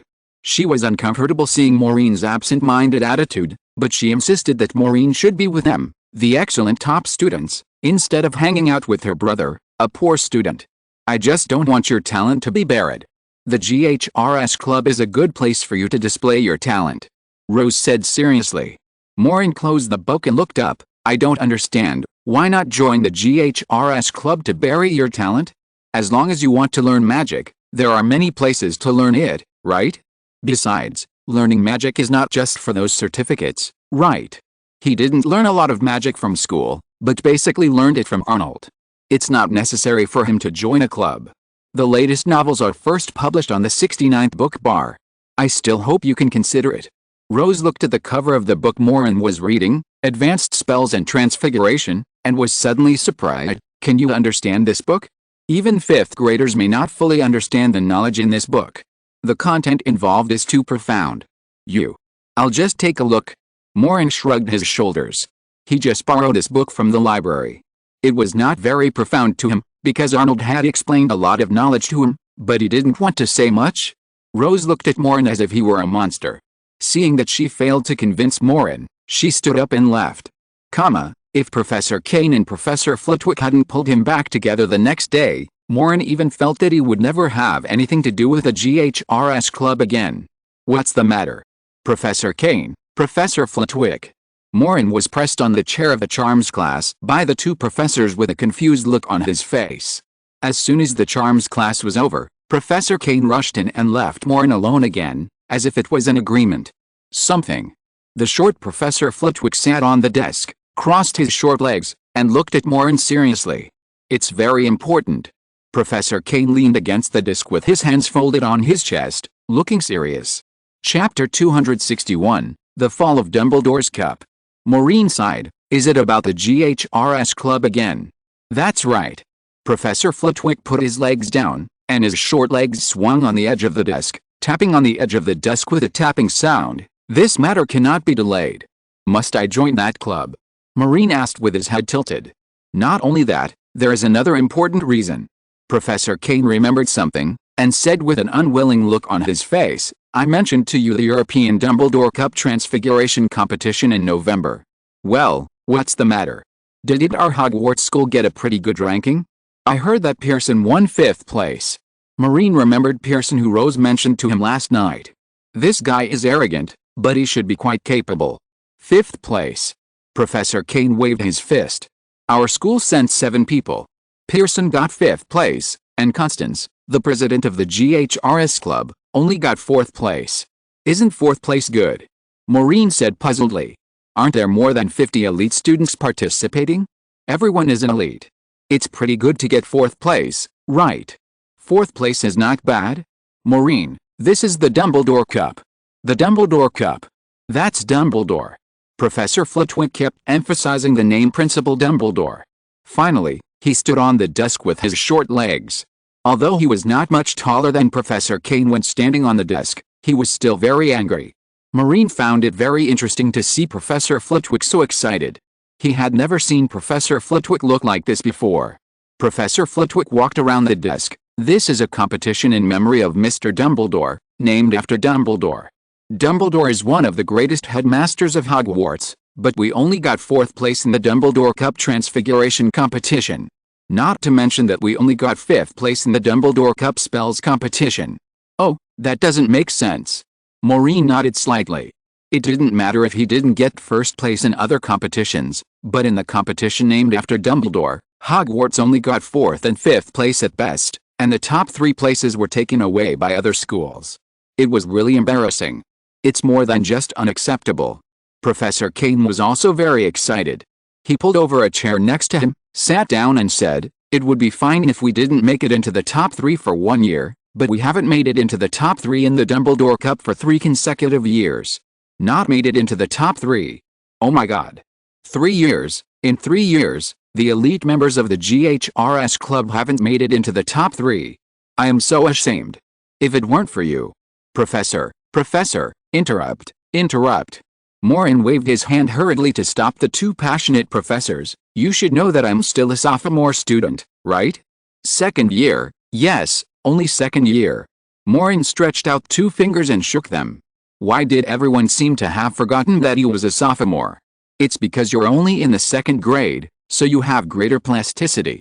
Professor Flitwick jumped from the desk to Maureen's desk and said, "If you start taking the GHRS club training course we developed in the 2nd grade, by the time you're in the 4th grade, you will definitely be able to shine among the crowd and take back the glory that belongs to Dumbledore."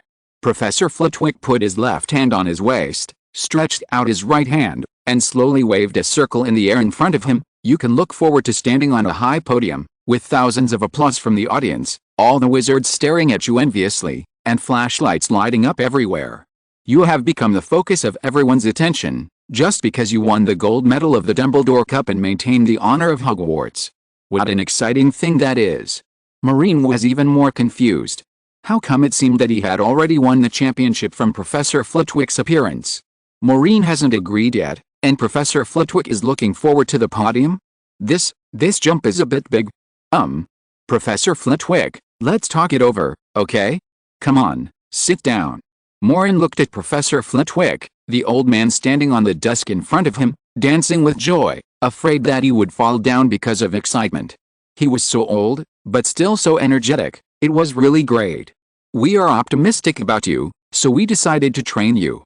You know, the GHRS club is like an advanced class. Our professors will give you special training. As long as the time is right, you can participate at any time." Professor Kane looked at Maureen eagerly. "What do you think?" Still not agreeing. Professor Flitwick sat down. How could Maureen refuse? Professor Flitwick was standing on the table to help him envision the future, and it would be inappropriate to refuse again. "Okay, then I'll join the GHRS club." Maureen touched his forehead. If it was a self-righteous person like Pearson who invited him, Maureen would not respond, but since both Professor Kane and Professor Flitwick had said so, there was no need for him to refuse. "Is there no age limit for participating?"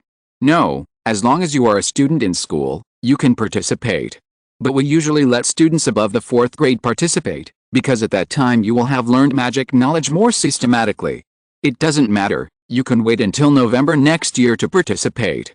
Professor Kane. "Why can't you participate directly in November today?" Maureen asked curiously. "It is possible, but you know, you are only in the 2nd grade, and there are still 2 months before the competition starts. The time is a bit rushed, I am worried." Professor Kane hesitated. Maureen thought for a while and said, "It's good to see it. Okay. Then go this year." Professor Kane, "What he needs is experience. Only experience can make him grow. It's good to see the world, so that he won't be stage fright next year." Professor Flitwick said. "The latest novels are first published on the 69th book bar." "Okay then. I'll fill out the registration form for November this year." Professor Flitwick is right. You are going to see the world this year. Professor Kane nodded. Neither Professor Flitwick nor Professor Kane thought that Maureen would be able to get a score in this year's Dumbledore Cup. After all, as Maureen said, he was only a second-year student. Maureen didn't expect to do anything, but it would be good to see what those so-called competitions are like. This Saturday night at 8 o'clock, the GHRS Club will have its first training this semester in the library on the 5th floor. Take this badge and go to Madam Pants. She will tell you where to go." Professor Kane took out a round badge from his pocket. It was engraved with a lion, snake, badger and eagle of the 4 colleges, and 4 big words, GHRS. Okay. Maureen had nothing to refuse, so he took the badge and put it in his pocket, then hurried to have lunch. Professor Kane watched Maureen disappear into the corridor, and then he said, "This kid is really calm." Usually, when other students heard that they could join the GHRS club, they were all excited, but Maureen didn't seem to care at all. Professor Flitwick nodded. "But I feel that it is difficult for others to accept him. After all, this club. How should I put it? Pearson is not the only arrogant person." Professor Kane stroked his chin and said thoughtfully. Professor Flitwick sat on the desk and raised his short legs again. "But why do I feel that Maureen is not a simple student? He is smart, doesn't like to show off, and often knows how to give us professors a way out. He also knows a lot about the world. He doesn't have the arrogance of Pearson's group. He always breaks some of the students' rules we talked about. Yes, now I dare not tell students that this spell is impossible for people of your age to master, and you are very good to the extent you can do it. I'm afraid of being slapped in the face by this little guy." Professor Kane shook his head. "Me too." Professor Flitwick and Professor Kane looked at each other, feeling extremely helpless. Chapter 262 Magic Theory System. In the first week of school, many people's attention was focused on the stone arch statue that suddenly appeared at Hogwarts School. Everyone discussed that it was the so-called inheritance of the 4 founders, but unfortunately no one could confirm it. Principal McGonagall used magic to protect the place, and no one except the professors could get close. The professors of Hogwarts often surrounded the stone arch and cast various test magic on it, wanting to see why the stone arch appeared at this time. Unfortunately, the professors of the whole school basically tried all kinds of spells, but still couldn't find anything wrong. It's just an ordinary stone arch, like a decoration. Maybe it was hidden because of some magic before, and it was only revealed recently. Professor Kane mentioned this inadvertently in the Transfiguration class. But all the students didn't believe it, because Hogwarts had been in operation for hundreds of years and the existence of this stone arch had not been discovered. It appeared for no reason this semester, which was really strange. It must be a legacy. I think the professors have discovered something and are hiding it. He said this just to prevent us students from getting involved. Hugo stood up the book to cover his face and discussed with Maureen in a low voice. "Yes, Maureen, you can ask Professor Kane. He admires you very much and may reveal some truth. If it is a secret room or something, how can we just sit back and do nothing?" Lily was the most enthusiastic about this matter. She always wanted to have a grand adventure in school like her father. "What does this have to do with us? Why do we have to care? It's just a secret room. What can we do if we open it?" Although Maureen was a little curious about this matter, he didn't want to cause trouble for himself since it didn't involve his own affairs. He already had enough troubles. There was also an antique wizard running around in the painting waiting to find him outside. On Saturday morning, Maureen went to the library on the 5th floor, ready to find a quiet place to study magic. In the evening, he had to attend the first training of the GHRS club this semester.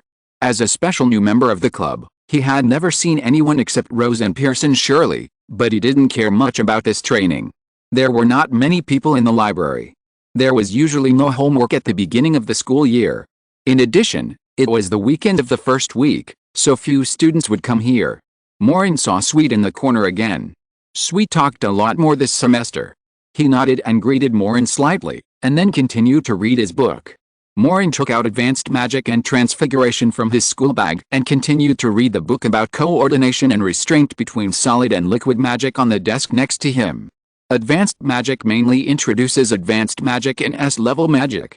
Here, it discusses not only how to chant spells to summon magic, but also how to coordinate different spells and superimpose them to form a more powerful effect. In the development of magic in recent years, the wizarding world has gradually standardized a level of spells, and the magic theory system has been constantly revised and corrected, becoming more and more perfect. The magic they learn now is divided into elementary magic, intermediate magic, advanced magic, S-level magic, theoretical magic, and black magic. The spells learned from the 1st to 2nd grade belong to elementary magic, most of which are simple levitation spells. The spells learned in the 3rd and 4th grades belong to intermediate magic, such as barrier spells and petrification spells, and the 5th grade begins to contact advanced magic. S-level magic is very dangerous and powerful, but its characteristics are extremely difficult to master. It requires very high overall requirements for wizards, and they must have a deep understanding of the esoteric magic system. Few people can learn it. As for black magic, it is impossible to learn it in Hogwarts. They will only learn the characteristics of black magic and how to resist it in the defense against the dark arts class. Theoretical magic is the magic that wizards use theory to calculate in the process of exploring magic, but no one has successfully cast it. This type of magic is still being explored and experimented by wizards. Many wizards explore unknown magic fields to prove the feasibility of theoretical magic. When learning advanced magic, spells are quantified. The amount of magic power required to cast a spell is calculated by wizards based on experience, and the level of spells is also determined by the level. When Maureen was in the 1st grade, Arnag taught him elementary and intermediate magic. These spells did not need to be analyzed for level, as long as they could be cast, it was enough. But starting from the summer vacation, Maureen began to come into contact with advanced magic. He began to learn the analysis and practice of spells by himself, gradually understood the theoretical system of level magic, and also knew the characteristics of advanced magic. Wind Prisoner Dragon spell, S-level magic. Maureen knows a lot of advanced magic, such as the apparition he learned last time, which is an advanced magic, and the Patronus charm that Maureen has not yet learned is also an advanced magic, but he has never come into contact with S-level magic. Wind Prisoner Dragon is a very powerful wind spell. This spell can summon a transparent invisible shadow in the air and forcibly trap something in the air. It is said that even the most ferocious fire dragon cannot break free with this spell, which is why this spell got its name. Wind Prisoner Dragon also has a very domineering ability. In addition to being able to create an invisible cage that makes it impossible for people to break free, it can even squeeze the things in the cage crazily according to its will and crush them directly. If a wizard is trapped, this spell can crush the wizard, which is a dangerous spell. It is said that when this spell reaches its extreme, it can even compress the spells cast by others into a point, and it can also interfere with other spells. The latest novel is first published on the 69th book bar. But there are only a few people who can cast this kind of wind magic. This magic is even described as one of the 10 most difficult elemental S-level magics in the history of magic, and the other 9 elemental magics are even more difficult than the Wind Dragon Prisoner spell. If there were no wizards who had cast them in history, these 10 magics would definitely be considered magic that exists in theory. Let me see. The spell is Wind Shadow Transformation, and the swinging angle of the magic wand is a bit complicated. If you can master it, you won't have to work so hard next time you meet someone like Lucas. Maureen pondered. He has mastered a lot of normal spells, but these spells alone are not enough. In addition to the domineering flames in his body that can get out of control, he also needs to learn some more powerful spells to defend himself. For a normal second-year student, it was originally to come into contact with elementary magic, but Maureen is currently studying advanced magic. He already knows how to analyze and master many advanced magics, and even knows the theoretical basis of various complex wave magic in senior grades.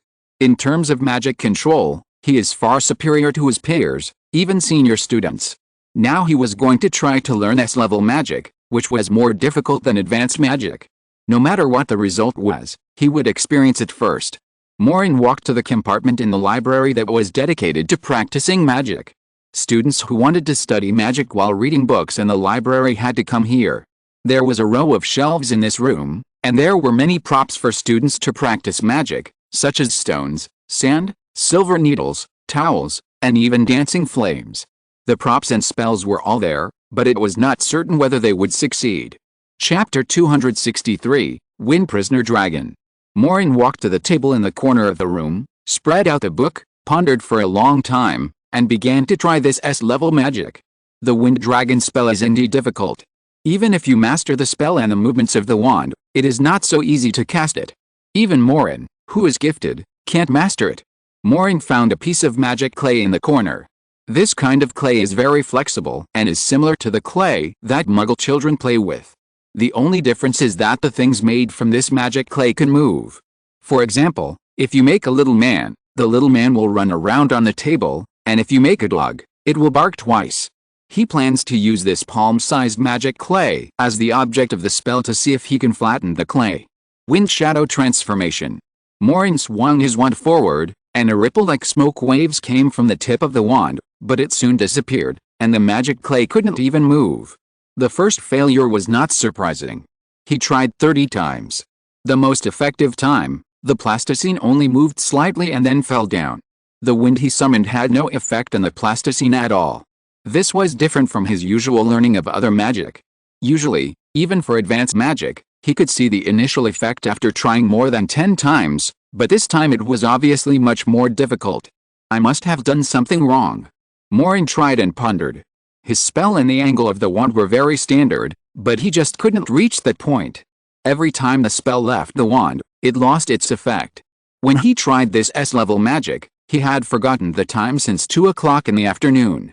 He kept trying and failed. He kept running out to borrow other theory books to correct himself. The number of failures in one afternoon was probably no less than 1,000 times. S-level magic is really difficult. Maureen couldn't help muttering. If any wizard failed 1,000 times in learning a magic, he would have given up long ago. But Maureen didn't. He liked challenges. Casting magic also requires physical strength, especially the more powerful magic. However, when Maureen casts magic, his own magic power seems to be more than others, so he will not be exhausted so quickly. If he feels tired, he will break off a piece of chocolate frog and eat it to restore his physical strength. After each failure, he will learn from experience. By the evening, he can already summon a gust of wind to lift up the plasticine. But just lifting it up is far from enough, because if you want to achieve this level, a levitation spell can do it. What he wants is to control the wind around the plasticine and then use the pressure of the wind to squeeze and deform the plasticine. It would be great if Arnok would respond to me. He should know where the key points of this magic are. Maureen thought that Arnok, a mysterious wizard, is not unfamiliar with this kind of magic and can provide him with help. It's a pity that he has no news about Arnok until now, so he can only figure it out by himself. In the evening, Maureen focused his attention on the magic, but he didn't notice that his eyes were shining again. As 2 different lights, one blue and one green, lit up, he suddenly felt as if he gradually saw the essence of the wind that was ejected from the magic wand. This was a very strange experience. He even felt that the invisible wind had become tangible in his eyes. I seemed to understand something. Maureen's heart suddenly trembled. He always felt that he was only a thin film away from success. As long as he broke through that layer of window paper, he could achieve it. And this time, he felt that success was within his reach. Wind shadow transformation. Snap. The ball of plasticine was directly wrapped by the wind dragon magic spell cast by Maureen, and then it was squeezed out with great force. The most astonishing thing was that this piece of plasticine, which was originally as thick as a palm, was flattened to a thickness as thin as a piece of paper. Success? Haha. Maureen was refreshed. He failed more than 1,000 times before he successfully mastered this spell. Compared with Maureen's previous attempts to learn other magic, which only required dozens of attempts at most, more than 1,000 times was really strenuous. I'm afraid no one has his perseverance in research. A piece of plasticine behind the palm was compressed by the wind into the thickness of a piece of paper, which was quite powerful. But this was far from enough. Maureen tried to press a piece of wood, which was completely deformed. However, the 1 centimeter thick wood was only compressed by the air to 5 millimeters, which was not as obvious as the plasticine. Finally, he tried the iron block, which had almost no change. It seems that it is still not enough. Maureen was a little regretful. This degree of compression was not as obvious as when he cast a deformation spell directly on the iron block. He was still not satisfied. The real power of the Wind Prisoner Dragon spell is very strong. It is to trap or squeeze something out of thin air. Even the wizard spell can be trapped in the air, so that the spell cannot be used in time, and then use the wind cage to forcibly change the trajectory of the spell, so that the spell turns and flies towards the caster. But for Maureen, he has only mastered it initially, and this power is equivalent to nothing. The latest novel is first published on 69shu.com. The 10 most difficult elemental magics to master are recognized by the magic world. Since the invention of the Wind Dragon spell, countless wizards cannot even cast the wind. Maureen is one of the few who have mastered it over the years. What he lacks is just proficiency. He looked at the time and found that it was already 7:30 in the evening. I forgot, There's still training in the evening. Maureen practiced his S-level magic since the afternoon and didn't even have dinner. He could only eat a few more chocolate frogs and then walked out. Maureen saw Mrs. Pants in the library, so he walked over and showed her the badge of the GHRS club. Members of the GHRS club? Are you new here? Madam Pants looked at Maureen suspiciously. I don't remember that this club recruits students below the 4th grade. They don't, but I'm an exception. Maureen said, Professor Kane asked me to come to you and said you would tell me where the training camp is. After confirming that the badge was not forged, Madam Pants returned it to Maureen and said, go to the restricted books section along the comprehensive subject bookshelf. There is a book there. Oh, follow them. They are also members of this club.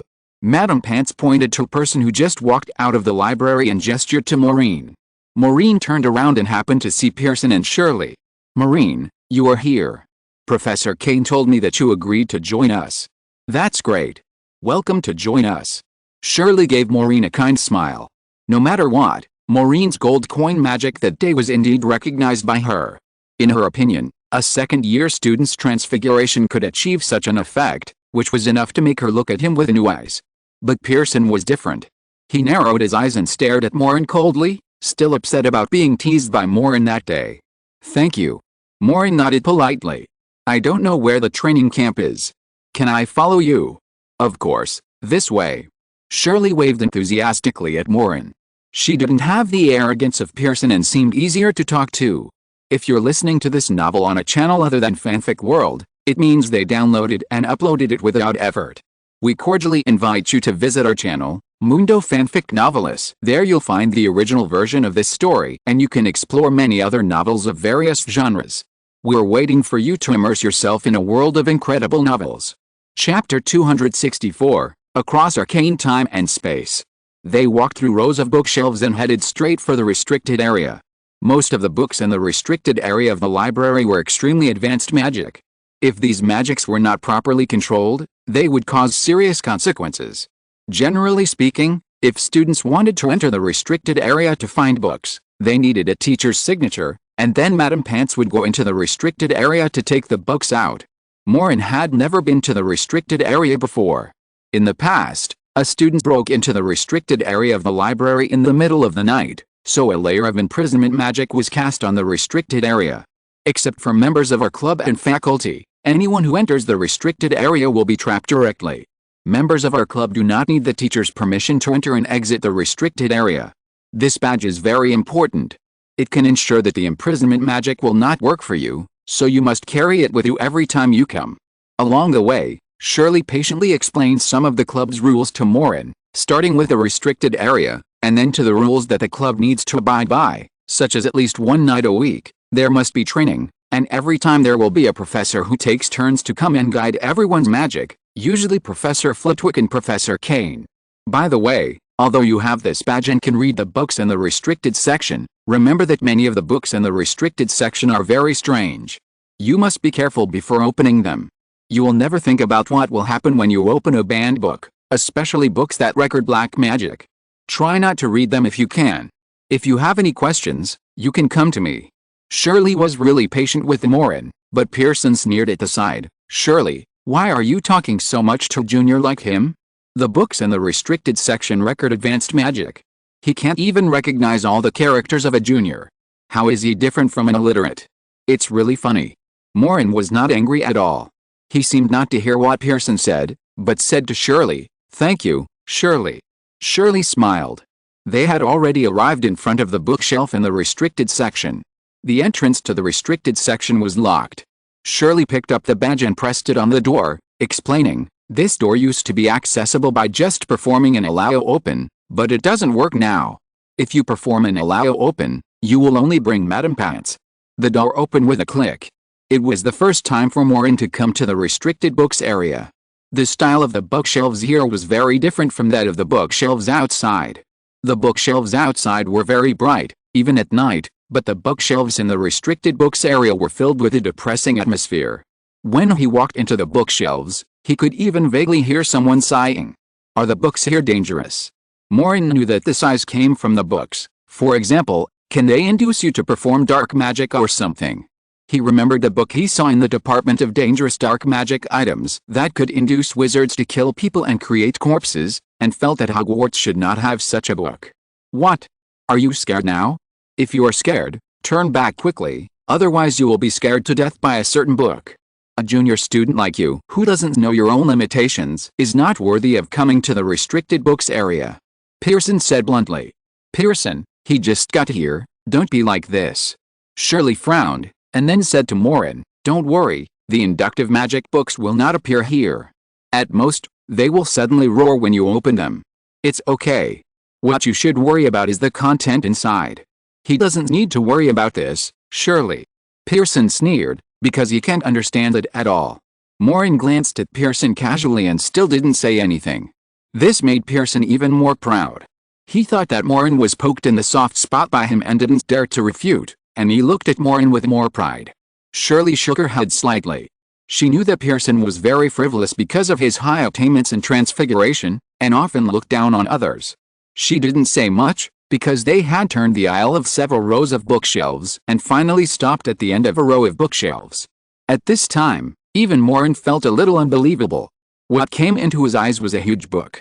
The book stood up like a wall. It was about 4 meters long, almost reaching the ceiling, and nearly 3 meters wide. The cover of the book was a hard-shell blue leather, which looked simple and elegant, and mixed with a hint of mystery. It set across the arcane space and time. It was the first time that Maureen saw such a huge book.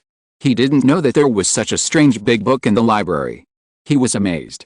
When I first saw this book, I had the same expression as you. Shirley had been paying attention to Maureen's expression. From the beginning, Maureen had been calm, even if Pearson mocked him in various ways, he didn't take it to heart.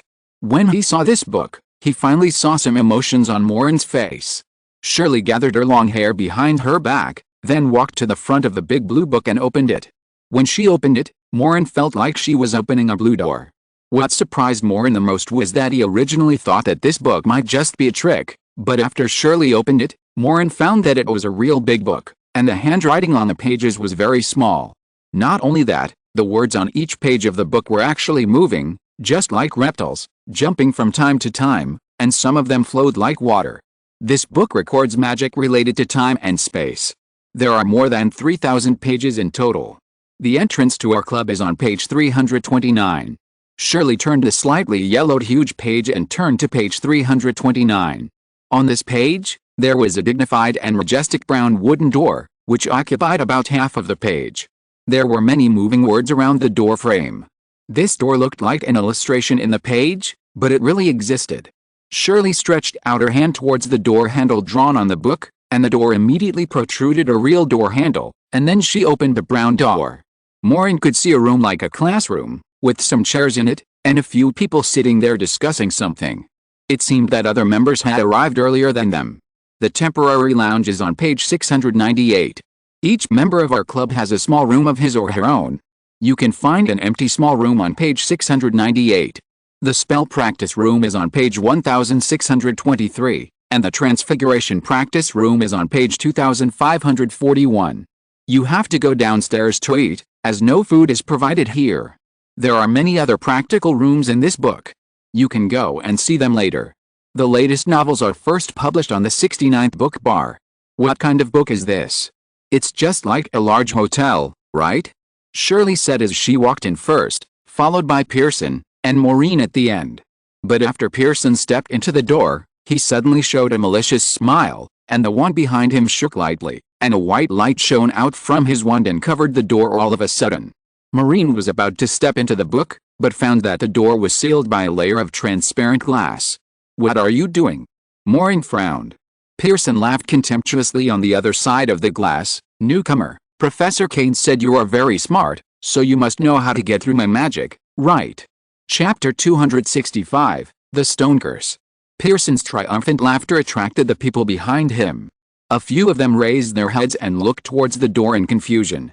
When they found Maureen standing outside the door, their eyes flickered slightly.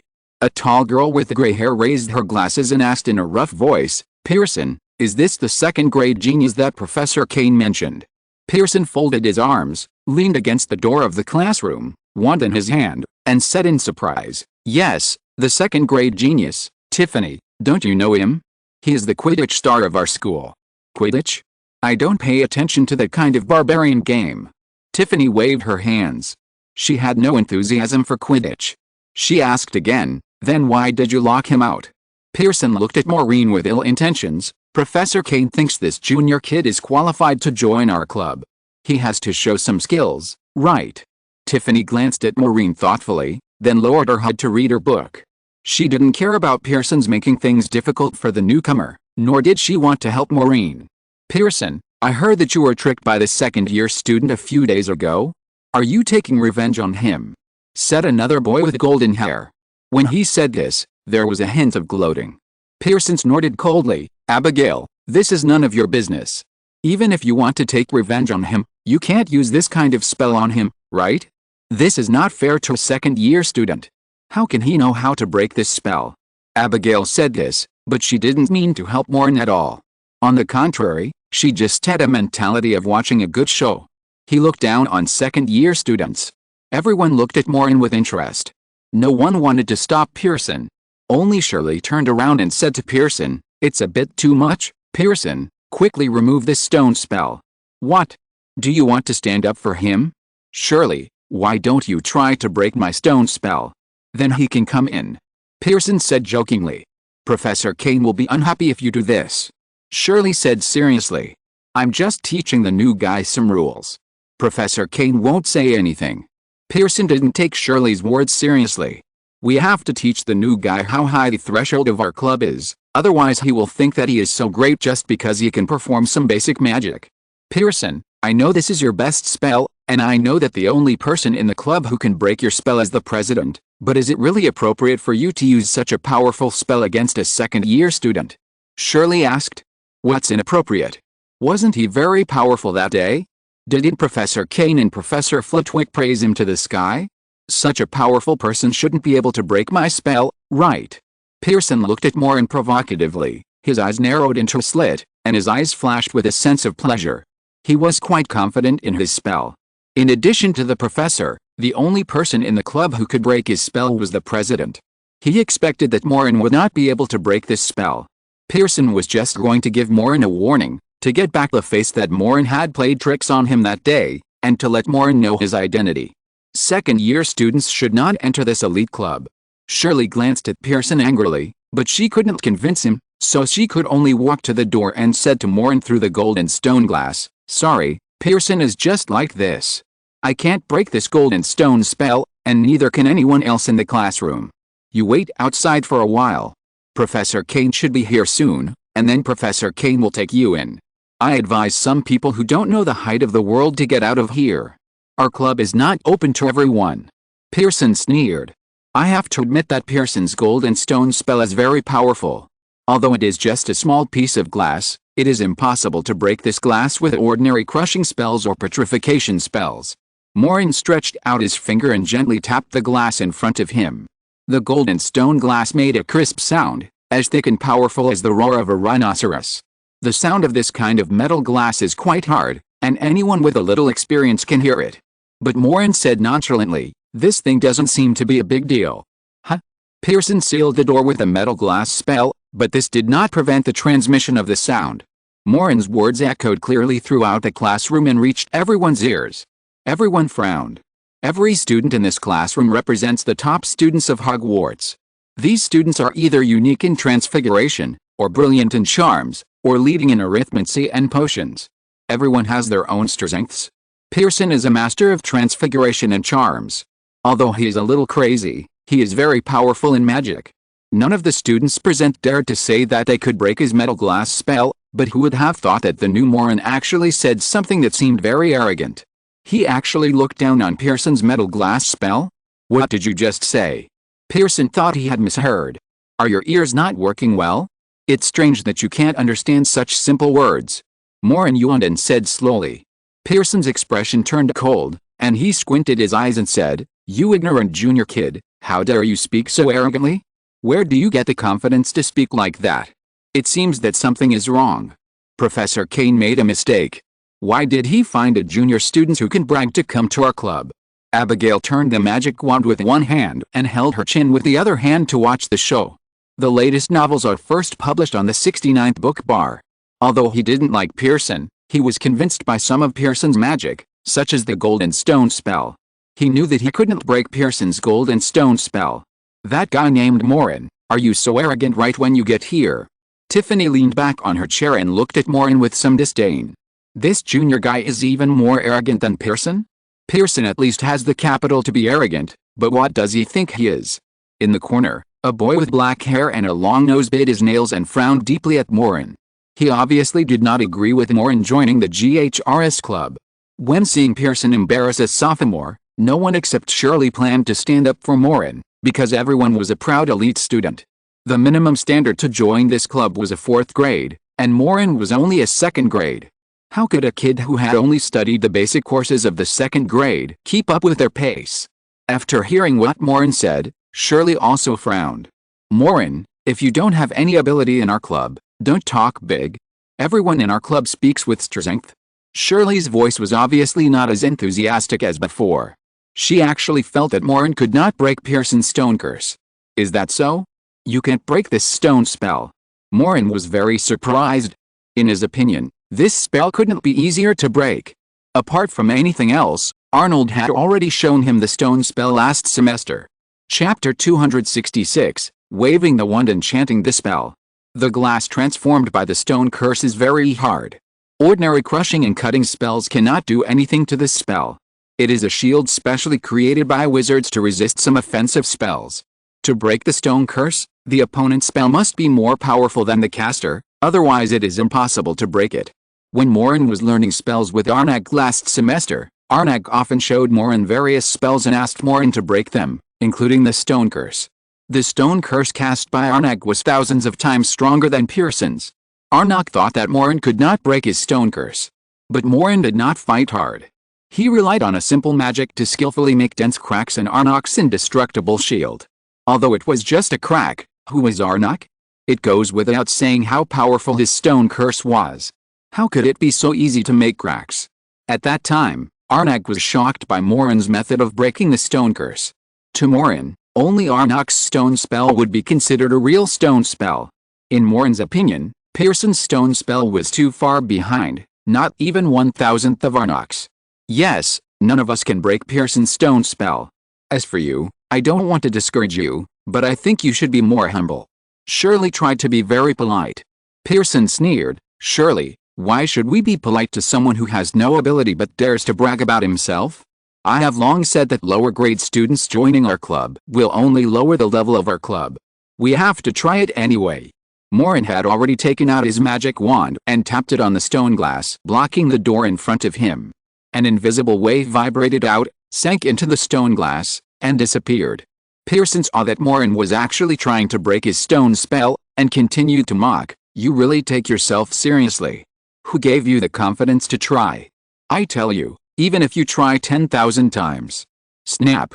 A clear sound was like spring thunder, echoing in everyone's ears. The sound came so abruptly that even Pearson's words were interrupted. No need to try 10,000 times. Maureen retracted his wand. Crash!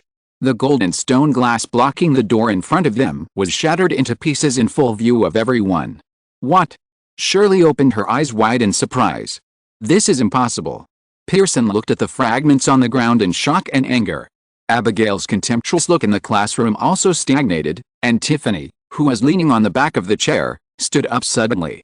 No one expected that Maureen actually broke Pearson's golden stone spell.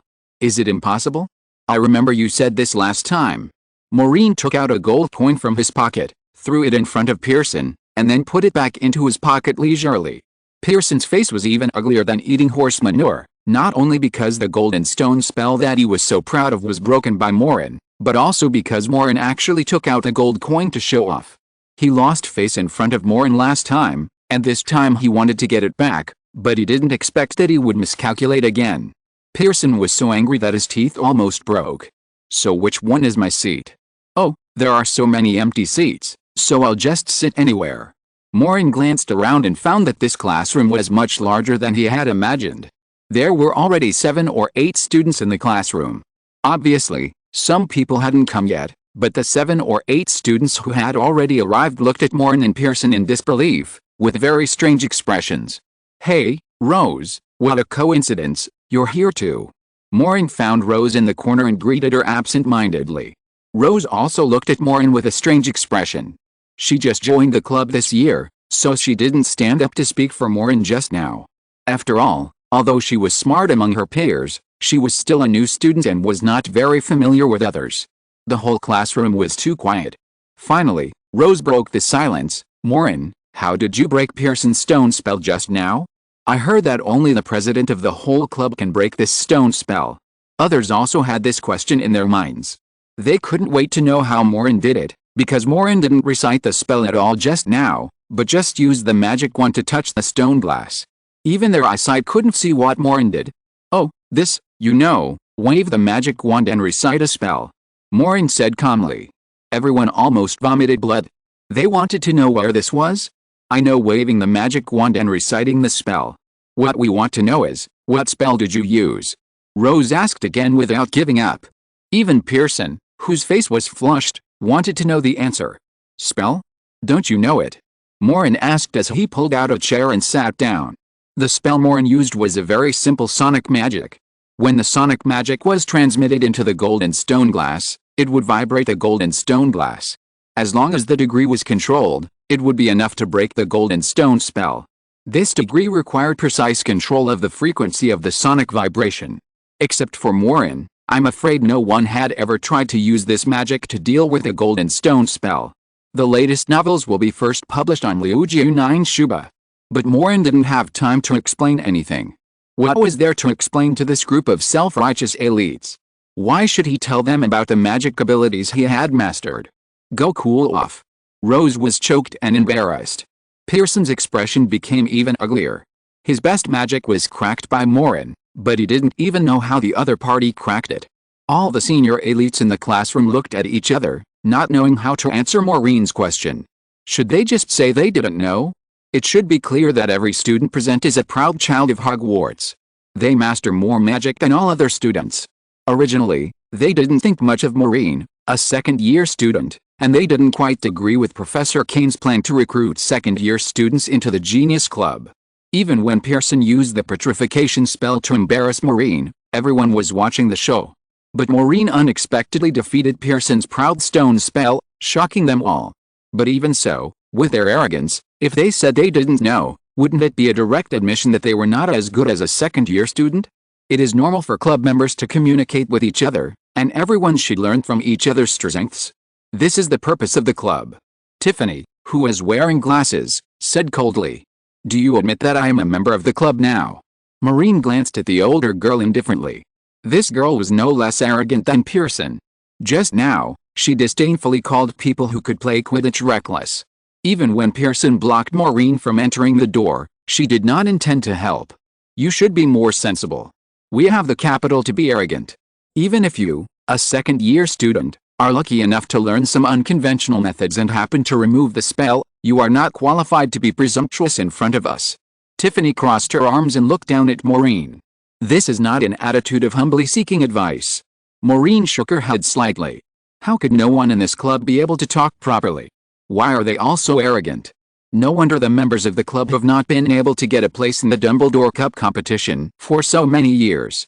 Everyone is so proud and self-righteous, and their noses are almost up to the sky. I am afraid that even their opponents look down on them. Maureen seemed to understand why Hogwarts has not won the Dumbledore Cup competition for so many years. If you look down on opponents who are equally matched with you, it is only natural that you will be defeated. Chapter 267 President. Maureen glanced at Tiffany nonchalantly, and without answering, he took out Advanced Spells and Transfiguration from his school bag and started reading it. Tiffany was very annoyed by Maureen's attitude of ignoring her. Pearson's face was so gloomy that he was about to squeeze water out of it, but they didn't know how to get angry. At this moment, footsteps sounded at the door, and then a person walked in. His eyes slowly fell on Maureen. "Are you the new one?" Maureen looked up and saw a boy in Slytherin uniform standing in front of him. The boy's facial contours were clear, as if he was carved out with a carving knife, with regular features, high eyebrows, and long wine red hair draped over his shoulders, looking particularly handsome. When the other members saw this boy, the arrogance in their eyes was slightly weakened by 3 points. and even with inexplicable awe. Yes, may I ask who you are? Maureen looked at the boy in front of him in confusion. Are you blind? You don't even recognize our president. Pearson said coldly. President? Maureen nodded slightly. Constance, who won the 4th place in Transfiguration at the Dumbledore Cup last year, stood up and extended her hand politely, saying, I heard from Professor Kane that you are Constance. Hello, my name is Maureen Walker, a sophomore. You are an ignorant junior student. Can you be more stupid? Can you say the president's name directly? Are you disrespectful and uneducated? Pearson said viciously. Constance, the president of the GHRS club, just looked at Maureen coldly. Maureen wanted to shake hands, but he didn't move at all, with an arrogant look on his face.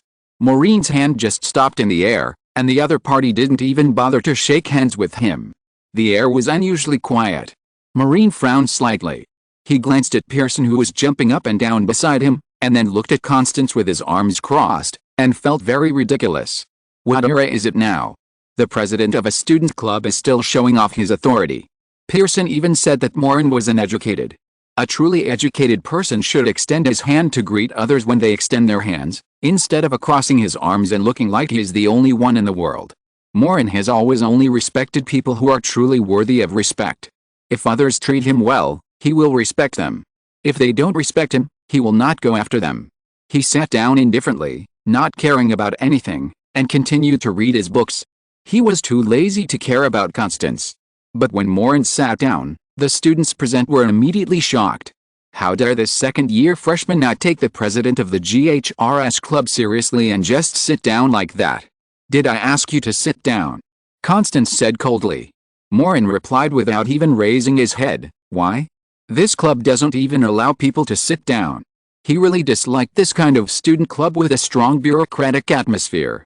It's okay for places like the Ministry of Magic, after all, that's where they work. But what is this student club? Everyone is here to learn and improve themselves, and to win glory for Hogwarts in the competition, but they are actually showing off their power? A small club director, do you really take yourself seriously? If the other party politely shakes hands and greets him, Maureen may still respect the president politely, but with Constance's attitude, he is not in the mood to curry favor.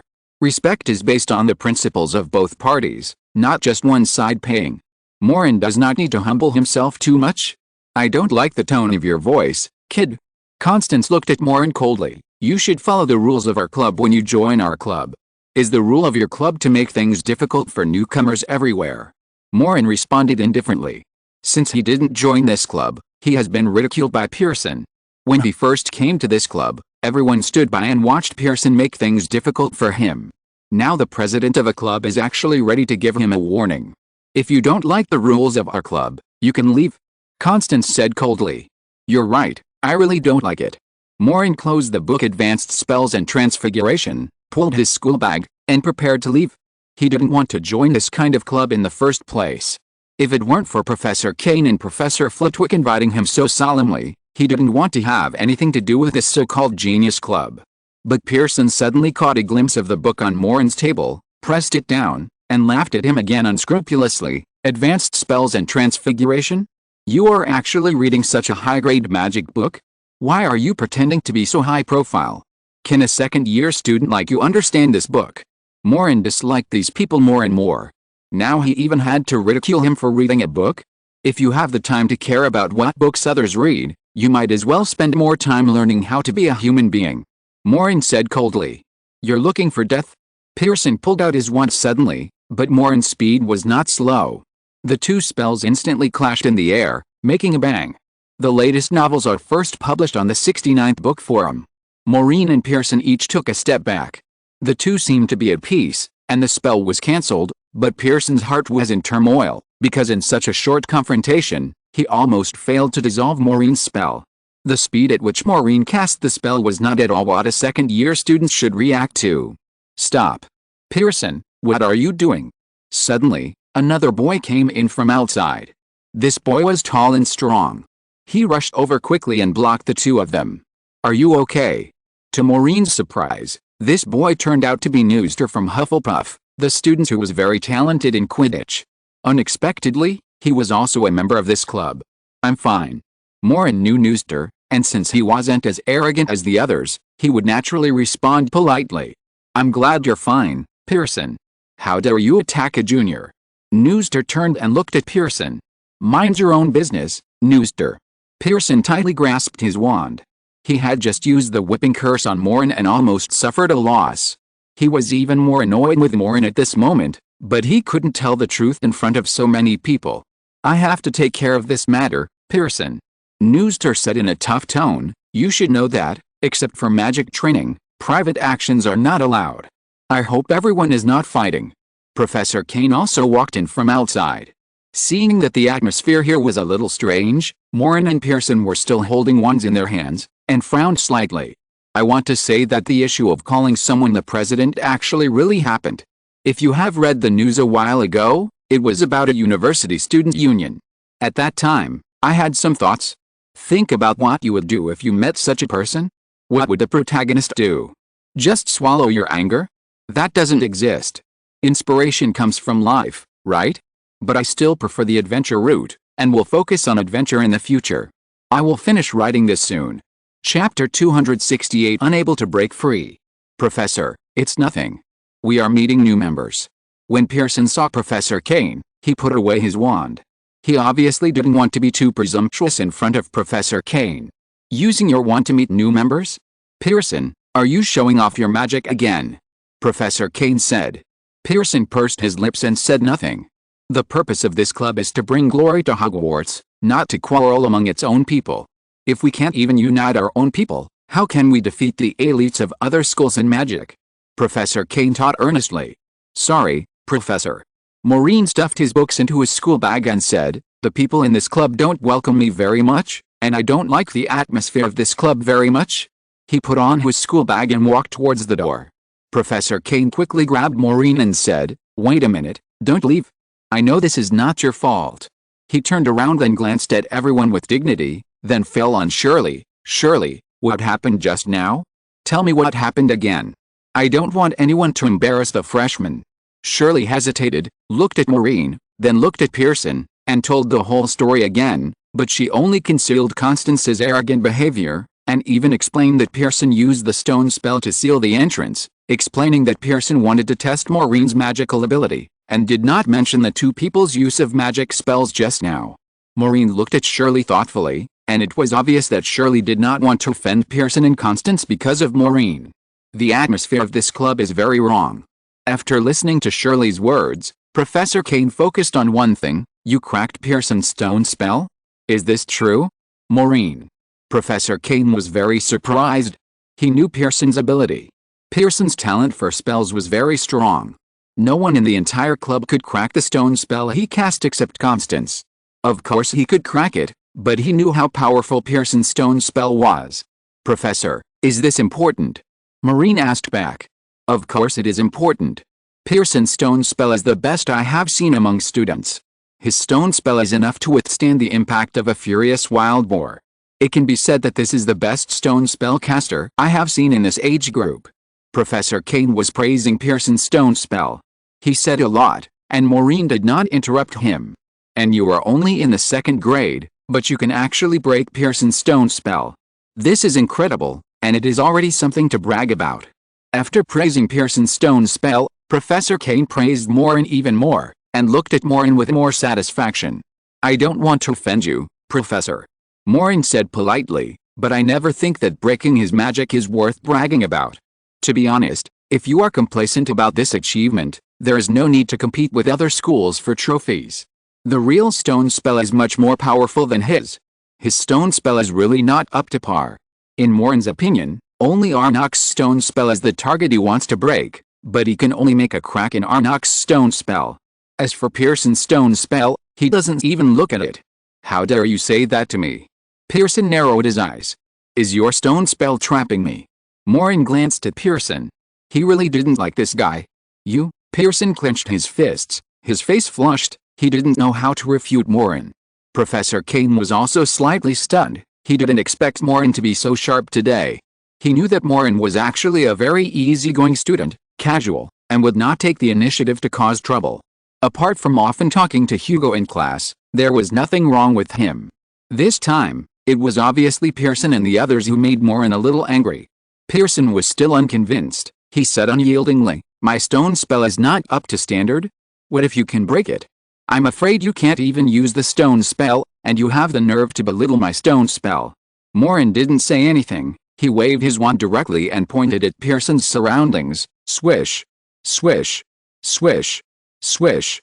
4 transparent stone glasses suddenly appeared on the ground around Pearson, like a cage, trapping Pearson tightly inside. Bang! A piece of goldstone glass fell again on Pearson's head, covering the exit above and merging together. Pearson was like being covered by a huge glass bottle. Maureen took back his wand. What? Everyone was shocked. They thought Maureen couldn't cast the goldstone spell, but they didn't expect Maureen to be so skilled in casting the goldstone spell. You have to know that the goldstone spell is a spell that is only learned in the 5th grade. Even for a 5th grade student, being able to summon a goldstone glass the size of a wash basin is already amazing. Pearson was already gifted to be able to summon a goldstone glass as big as a door, but Maureen directly summoned a huge glass bottle. Professor Kane looked at Maureen with a look of surprise. Although he knew that Maureen's magic skills far exceeded those of his peers, he didn't expect his magic to be so powerful. The muscles on Pearson's face twitched involuntarily. He had just said that Maureen didn't know the goldstone spell, and Maureen directly got a large glass bottle to cover him like an insect and slapped him hard. The latest novels are first published on the 69th book forum. But how hard is this golden stone glass? HMPH, it's just a showy trick. Pearson was trapped by Maureen's golden stone glass, but he was not panicked at all. He was trapped by Maureen without noticing just now. Then he sneered, "The hardness of golden stone glass is related to magic power. You, a rookie in the lower grade, dare to summon so much golden stone glass directly. The hardness of your golden stone glass is probably not even as good as a piece of paper." Other elite students also agreed with Pearson's words. Gold and stone glass is a kind of shield spell used to resist the attacking fragments. Hardness is very important, not just area. You really overestimate your own ability. You dare to summon so much gold and stone glass. Tiffany sneered beside him. It seems that the students in the lower grades are still too young. Don't you know that the more shield-type spells there are, the weaker they are? Abigail sat in her seat, with her feet on the desk, looking regretful. Don't waste time, Pearson. Come out quickly, we have to go to class. Constance glanced at Maureen coldly. Don't let this paper thing embarrass you here. I understand, President. Pearson lazily raised his wand and waved it forward casually. A shattering spell shot out and landed on the golden stone glass in front of him. Everyone felt it was boring.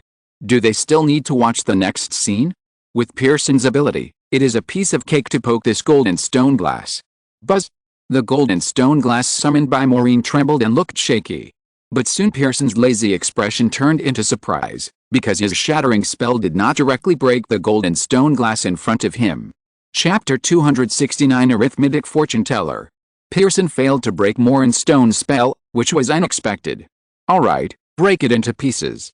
Professor Kane seemed to think that there was no need to continue the stalemate, so he pulled out his wand and gently tapped Maureen's stone glass. With a crash, Maureen's stone glass shattered. Professor Kane's magic was still stronger than everyone else here. Even Maureen now was unlikely to stop Professor Kane with a stone spell. Maureen was not surprised at this. The professor of Hogwarts and the dean of Gryffindor were more than just talk. Maureen's transfiguration could deceive Professor Kane a little, but he was not confident enough to stop Professor Kane with a stone glass. Pearson jumped out of the glass fragments on the ground in a panic, staring at Maureen angrily. He wanted to raise his wand and teach Maureen a lesson, but Professor Kane was next to him, so he still held back. Okay, Pearson, don't be discouraged. You should know now why I recruited Maureen, right? His talent is not lower than yours. If you are too arrogant, he will easily surpass you. Professor Kane patiently taught. It's just a stone spell. What does he mean in a real magic contest? Pearson was still stubborn. He glared at Maureen and walked back to his seat. The other students no longer looked down on Maureen. This was originally a genius club, and everyone had their own pride. Maureen was only a sophomore, but he trapped Pearson. This kind of magic talent was enough to be recognized by them. Now, do any of you still doubt that Maureen is not qualified to join this club? Professor Kane glanced at the elite students here with satisfaction, and then looked at Maureen twice more. No one dared to say anything more. Even the arrogant Tiffany and Abigail put away their contempt. Soon, 4 or 5 senior students came in. These students were both male and female, from different colleges. They came later, so they didn't know what happened. They were a little confused when they saw Maureen, but they didn't say much. Although all the students in this club are geniuses and arrogant, not all students like to provoke others like Pearson. 2 senior Gryffindor students even greeted Maureen. Because of a Quidditch, Maureen's reputation in the school is not small. "Hey, Maureen, I know you. My name is Webbery, and I'm a 6th-year Gryffindor." Webbery was a sturdy man with a very strong body. He looked particularly enthusiastic. He didn't know what happened here just now, but he didn't look down on Maureen because he was a 2nd-year student. "Hello, Webbery." Maureen had met Webbery several times in the Gryffindor common room before. After all, they were from the same college. They would see each other every time they looked up or down. But Maureen didn't know his name before, and the two sides had never greeted each other. "Great, Professor Kane has already told us that you can play Quidditch and you are also an academic genius. It's amazing." Webbery gave Maureen a thumbs up. "Thank you, Webbery." Maureen smiled. "At least there are still a few normal people in this club. Professor Kane said you are very smart. I think he is definitely not aimless, but we have a lot of knowledge to learn. Don't worry about anything. If you don't know, just come to me. We are all Gryffindor. It's okay. I know you may find other people difficult to get along with, but I am very casual." Webbery put his hand on Maureen's desk and talked non-stop. "Webbery, go back to your seat. You are so energetic all day long. If you have time to talk, you might as well spend your time learning magic." Professor Kane shouted. "Okay, Professor." Webbery whistled, greeted every person's desk he passed by, and then stopped to chat for a few words. "Tiffany, you didn't wash your hair today. Pearson, you look bad. Are you constipated? Constance, you don't look happy either. Did you lose money in gambling?" This guy seemed to be more talkative than Hugo, and he didn't care about other people's feelings when he spoke. He was careless. Others would glare at him fiercely when they were talked to, but Webbery didn't care at all. Maureen found that this guy was quite interesting, very enthusiastic, even a little too enthusiastic. Don't pay attention to him. He has a brain problem. He can talk all day long, and he doesn't give face to anyone except the professor, but he is very powerful. He is a genius in potions and transfiguration. Another senior girl just walked in and sat next to Maureen, looking at Maureen. "Hello, my name is Magatha, 5th grade, Hufflepuff. I think you are a little strange." Magatha had a head of wavy curly hair tied up with a rubber band casually. She was very beautiful, not much taller than Maureen.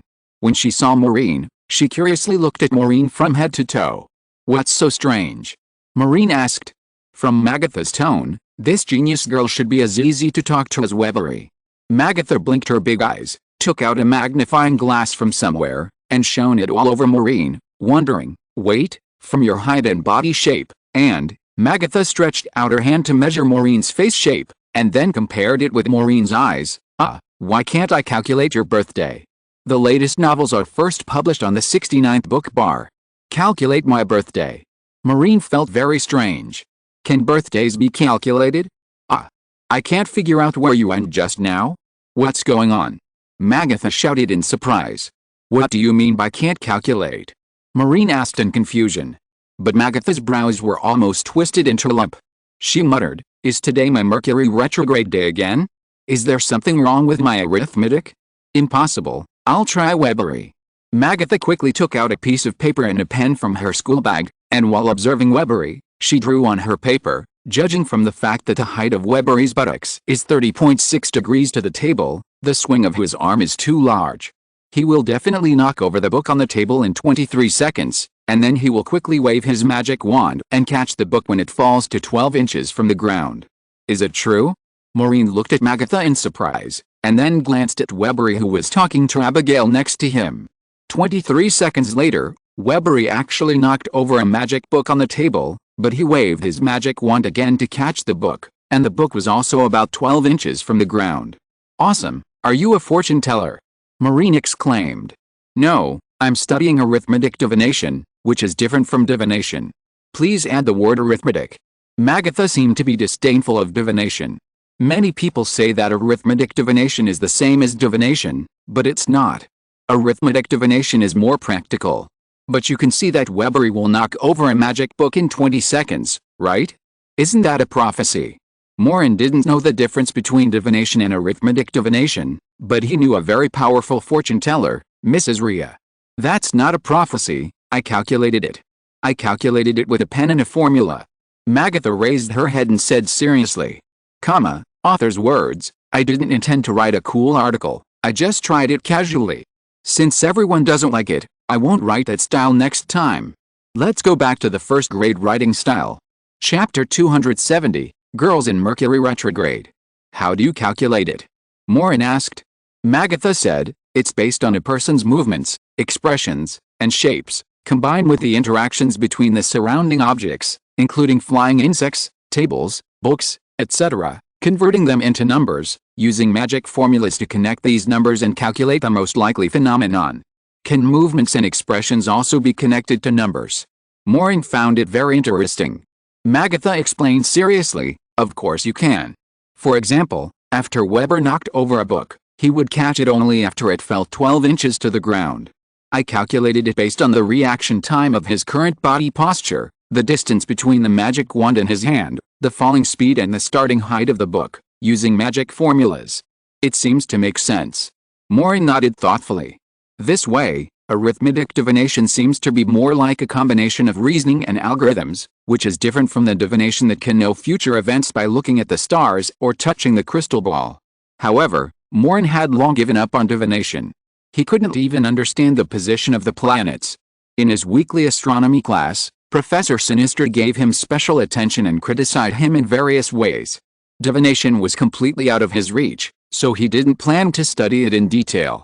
Let me show you this, the outline of the arithmancy manual. Magatha took out a thick magic book from her school bag, Ultimate Arithmancy, and turned to the first chapter. She couldn't wait to ask, from your expression and the trembling of your eyebrows just now, you must have become interested in arithmetic divination and want to study arithmetic divination in depth, right? Maureen was a little amused. Magatha had calculated Weber's affairs correctly, but it seemed that she had calculated him wrongly. Then Maureen realized that arithmetic divination seemed to be a kind of prediction, and he was a person who could not be predicted, so it was normal for Magatha to calculate him wrongly. Yes, you are right. I do want to study it. Maureen did not tell Magatha that she had made a mistake. She just said it casually, then took the thick book and read the introduction of the first chapter. Divination class is based on crystal balls, tea leaves, astrology and other ethereal forms to force something to be associated with it. This kind of prediction is very subjective and sometimes unreliable. Moreover, the speculation of numerology is very ethereal. Except for those who have the talent of divination, it is difficult for others to really master it. However, arithmetic divination is based on the state of actual things to predict the development of things. Arithmetic divination is more like using logic to understand the future and the past. Arithmetic fortune tellers speculate what will happen next based on this logical fact that is bound to happen. There are many things to consider in arithmetic divination, especially emphasizing that the logic of Muggles and wizards is different. For Muggles, if you want to take off your socks when you are wearing shoes, you must take off your shoes first, but for wizards, you can directly wave your wand to take off your socks without taking off your shoes. So if you are a Muggle, when you start to learn the profound knowledge of arithmetic divination, you must first add the logic of magic. If you insist on doubting that it is impossible to calculate a person's birthday by just looking at his expression, movements and clothes, then you are destined to have no chance to learn arithmetic divination. Please remember that you are a wizard, and do not doubt the arithmetic ability of wizards. Maureen was reading the introduction of this book, but Magatha beside him suddenly stood up with a very distressed expression on her face and shouted, "Oh no! Professor, I can't go to class today. Today is really my Mercury retrograde day. I can clearly calculate from the expressions and movements of Pearson and the President that they just suffered a big loss. Pearson may still suffer a loss in his best stone spell, but I can't calculate who is the person who can make Pearson and the President suffer. My arithmetic divination is invalid." Everyone looked at each other and looked at Magatha with strange expressions. Magatha was the last to come in. She didn't know what happened between Maureen and Pearson, but she could actually figure it out to this point, which really surprised Maureen. But Magatha looked very distressed, grabbing her hair and macing up her long hair. "That? Magatha, You didn't figure out who that person was. Professor Kane's eyes turned between Magatha and Maureen. Yes, Professor. Oh, you do know. Magatha looked around at everyone, and her pen quickly calculated on the paper. She seemed to be talking to herself. Let me calculate. Abigail knows, Tiffany knows, Shirley knows, Rose knows, Gulas doesn't know, Webbery doesn't know. Hey, I know. Webbery shouted from his seat. You know nothing. Be careful, your book will fall down again in 5 seconds. Magatha glared at Webbery. 5 seconds later, the book on Webbery's desk really fell down again. I really hate you for doing this. Webber waved his wand and the book flew up again. Every time you say my things are going to fall, I wonder if you deliberately cast a spell to make it fall. Magatha, in fact, that person is. Professor Kane was about to speak. But Magatha screamed and shouted, Professor, don't say it, I want to calculate it myself, I will definitely be able to calculate it. Magatha's voice was very firm. But she calculated for 2 minutes and still couldn't figure it out. The latest novels are first published on the 69th book bar. Professor Kane interrupted Magatha helplessly and said, Magatha, maybe today is really your Mercury retrograde? Do you want to go to Professor Victor to solve the Mercury retrograde? He is in the faculty office. What a pity, I was counting on you to help me calculate where my gold coin is lost. It was still there yesterday. Oh, yes, I'm going to talk to Professor Victor. Magatha anxiously stuffed the big thick book into her school bag. By the way, Professor Kane, from the little mayonnaise on your sleeve, combined with the formula of the Gadol magic variant matrix, we can calculate that the gold coin is in the pocket of your inner shirt. Magatha had already rushed out of the classroom in a hurry to solve her Mercury retrograde. Professor Kane touched the pocket of his inner shirt and nodded slightly. It's really there, I'm so confused. I just remember that I drank some fire ant egg yolk wine yesterday and I don't know where I threw it. Victor said that this girl is the best arithmetic fortune teller he has met since he started teaching, and it's true. It's really amazing. Maureen couldn't help thinking. Professor Kane waved his wand to remove the mayonnaise residue on his cuffs, and then said, This is the first training session of the semester. It is mainly to let everyone get to know the new members. Now I believe everyone has understood why Maureen is here. There will be no class for the first time. The others should review the content of the last semester. Maureen, come with me. Professor Kane motioned Maureen to follow him. They walked out of the book together and said, Today I will take you to familiarize yourself with a book across arcane time and space. You must have a lot of doubts about this book, right? Maureen nodded. Yes, Professor, I didn't know that there was such a big book in the library before. Anyone who sees this big book that is as big as a wall will be amazed, not to mention that this book is like a hotel, and different pages have different rooms. Let's go. This book has a lot of secrets. Don't think it is made by magic, it is actually a book. Professor Kane said with a smile. If you're listening to this novel on a channel other than Fanfic World, it means they downloaded and uploaded it without effort. We cordially invite you to visit our channel, Mundo Fanfic Novelist. There you'll find the original version of this story and you can explore many other novels of various genres. We're waiting for you to immerse yourself in a world of incredible novels. Chapter 271 The Magic of Space. Maureen picked up her school bag and walked out of the classroom with Professor Kane.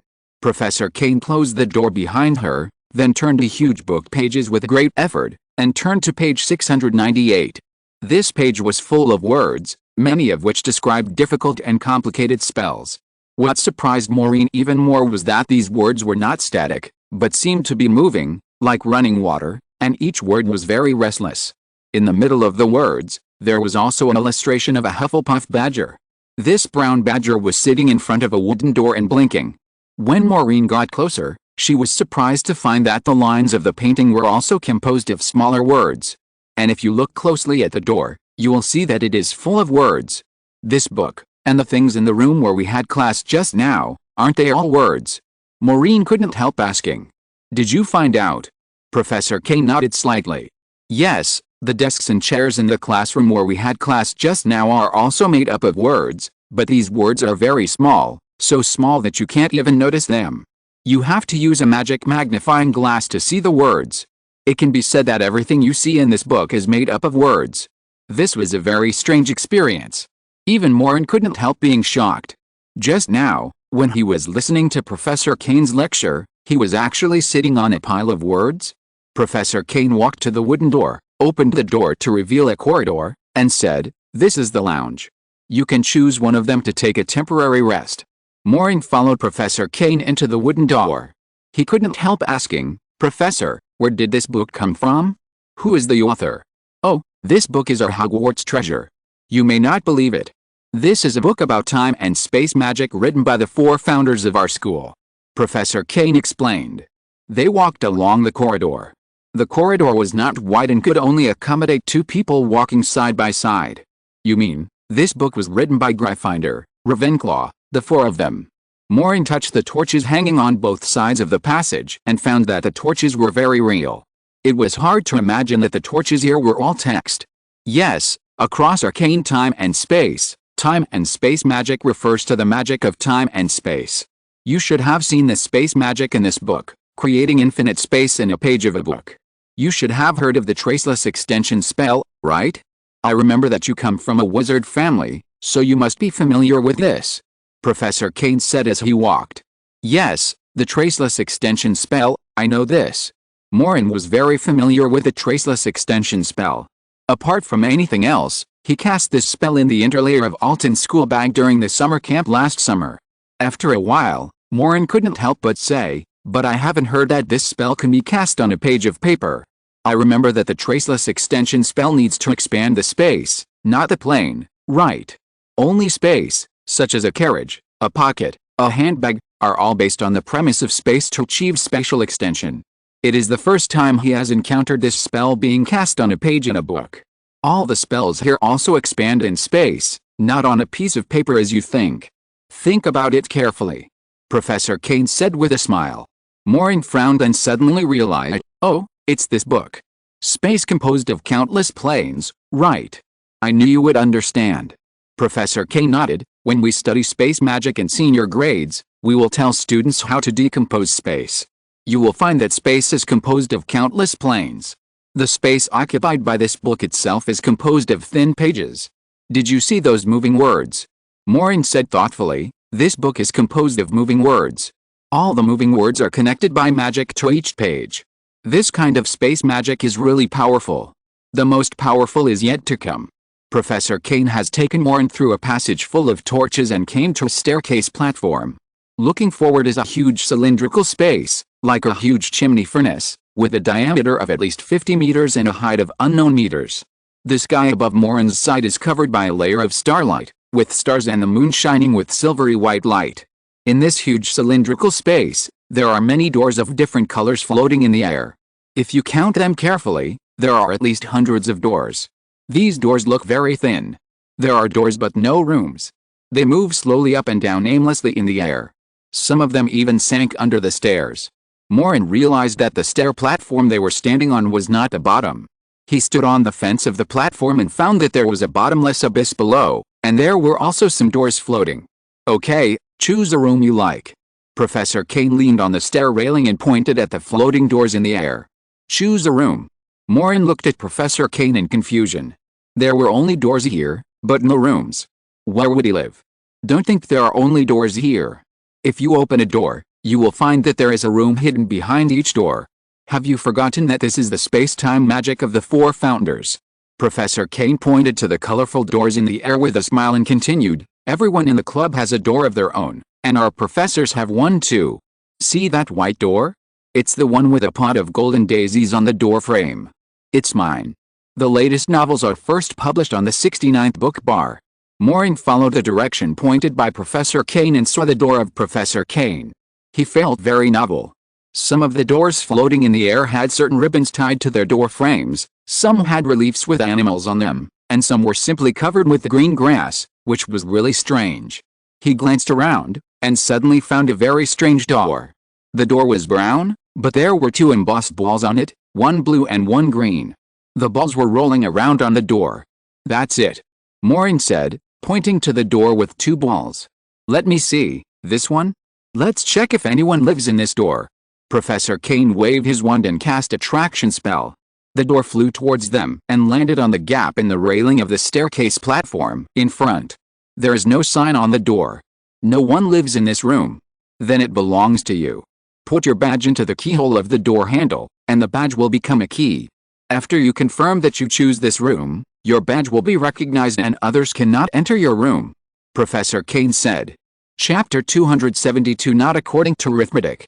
Maureen took out his badge from his pocket and did as Professor Kane said. The door handle was turned with a click, and then Maureen saw a very strange small room. This room was not big, just like his dormitory, but the difference was that his dormitory had 4 beds, while this room only had 1 bed, a set of tables and chairs, and even a separate bathroom, as well as quilt covers and sheets. Maureen touched the quilt covers and sheets, the texture of wool and velvet, exuding a sun-dried scent. He really couldn't imagine that these quilt covers and sheets were also made up of flowing words. You will have to hang up your own sign later. The room is loaned to you temporarily. When you graduate, the badge and the room will be taken back, so don't lose them.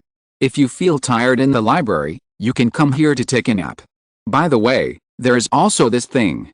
Professor Kane pointed to a spiral ladder in the corner next to the door.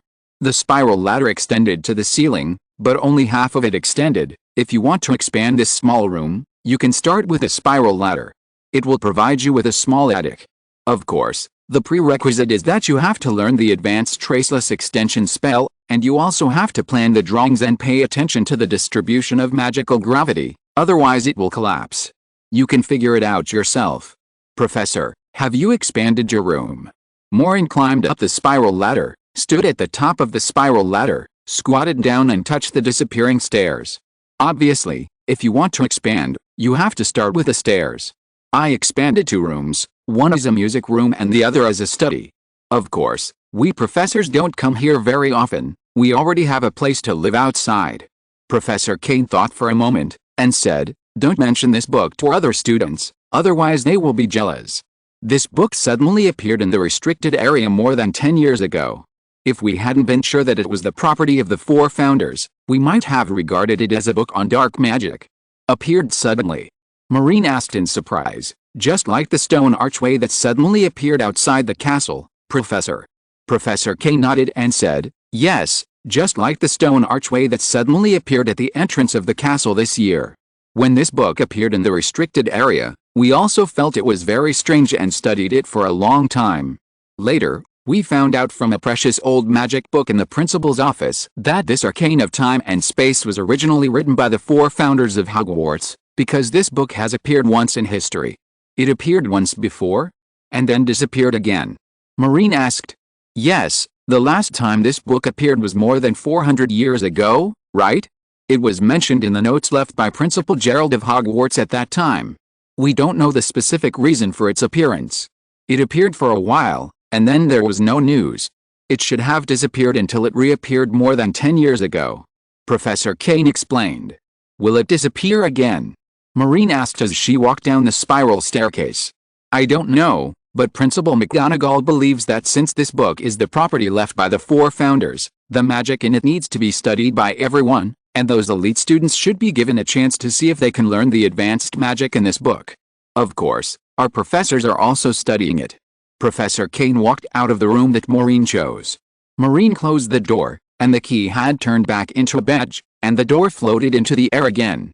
The magic in this book is more advanced than we imagined, and we often study it, but we can't learn many magics. Okay, you can study it yourself, and you have to work harder in the future. Professor Kane said. The next morning, Maureen and Hugo walked to the auditorium together. Hugo and Toby were still discussing the inheritance of the 4 school founders. Maureen occasionally interrupted with a few words. He was not very interested in this inheritance. But he suddenly felt as if someone was following him. He turned around and saw Magatha staring at Maureen with big eyes and holding a magnifying glass in her hand. Good morning, Magatha. Maureen greeted politely. Don't talk. Magatha made a shushing gesture, swept the magnifying glass over Maureen, and then said seriously, let me calculate, are you going to the toilet next? Maureen said strangely, shouldn't I go to the auditorium to have breakfast early in the morning? Damn, it's really obvious, why did I calculate it wrong? Magatha stomped her right foot on the ground in annoyance, looking very unhappy. To be honest, you don't need to use arithmetic divination to calculate me. If you just look at me normally, I won't be that difficult to guess. Maureen kindly reminded. Impossible, I'm an arithmetic fortune teller. Arithmetic fortune teller is my belief. Yesterday, Professor Victor said that I didn't have Mercury retrograde, so why can't I calculate your birthday? There must be something wrong. Magatha put her hand holding the magnifying glass on her waist, and touched her chin with the other hand, thinking, I'm going to eat. Maureen turned and walked towards the auditorium. I don't believe I can't calculate you. Magatha couldn't wait to follow him. Judging from the amplitude of Maureen's steps, he must sit next to the two fat boys. Maureen sat next to Lily and Hugo. Mistake. Judging from his eyes and face, the first breakfast he is going to eat is a meat sauce sandwich. Maureen picked up a glass of milk and took a sip. No, he will definitely pick up a meat sauce sandwich next. Maureen picked up a piece of maple cheese and took a bite. The latest novels are first published on the 6th-9th book bar. Damn it. The first thing he said was to that red-haired boy. Lily came over to discuss something with Maureen. Magatha was going crazy. She had done arithmetic divination on Maureen over and over again, but she got it wrong every time. This made her almost pull her hair out. Impossible. Is it my Mercury retrograde today? Magatha stared at Maureen from a distance with a depressed look on her face.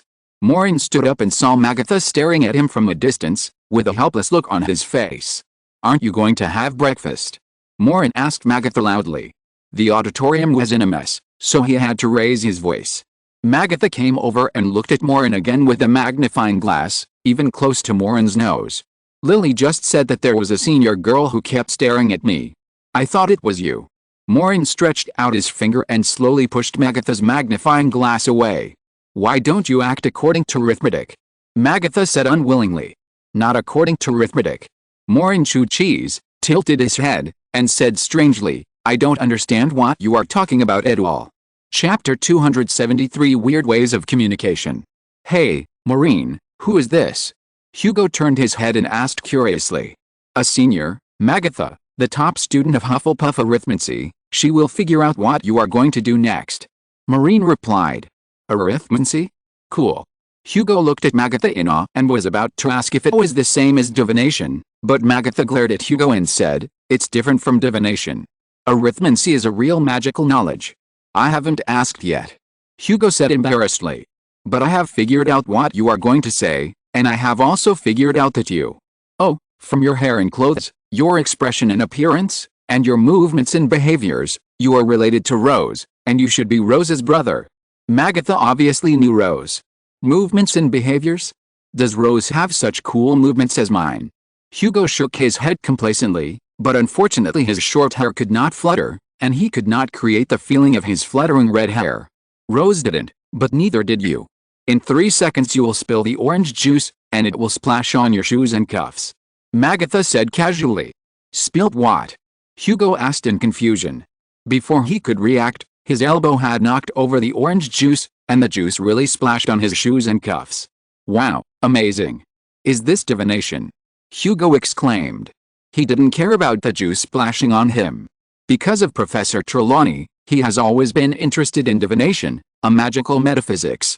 He told Maureen that he would choose divination class in his 3rd year. This is not divination. It's arithmetic divination. The two are different. I've already said it. Magatha emphasized. Then what else can you calculate? When will I make a fortune? Hugo asked eagerly. Arithmancy is not used to calculate those illusory things. We calculate logical reality.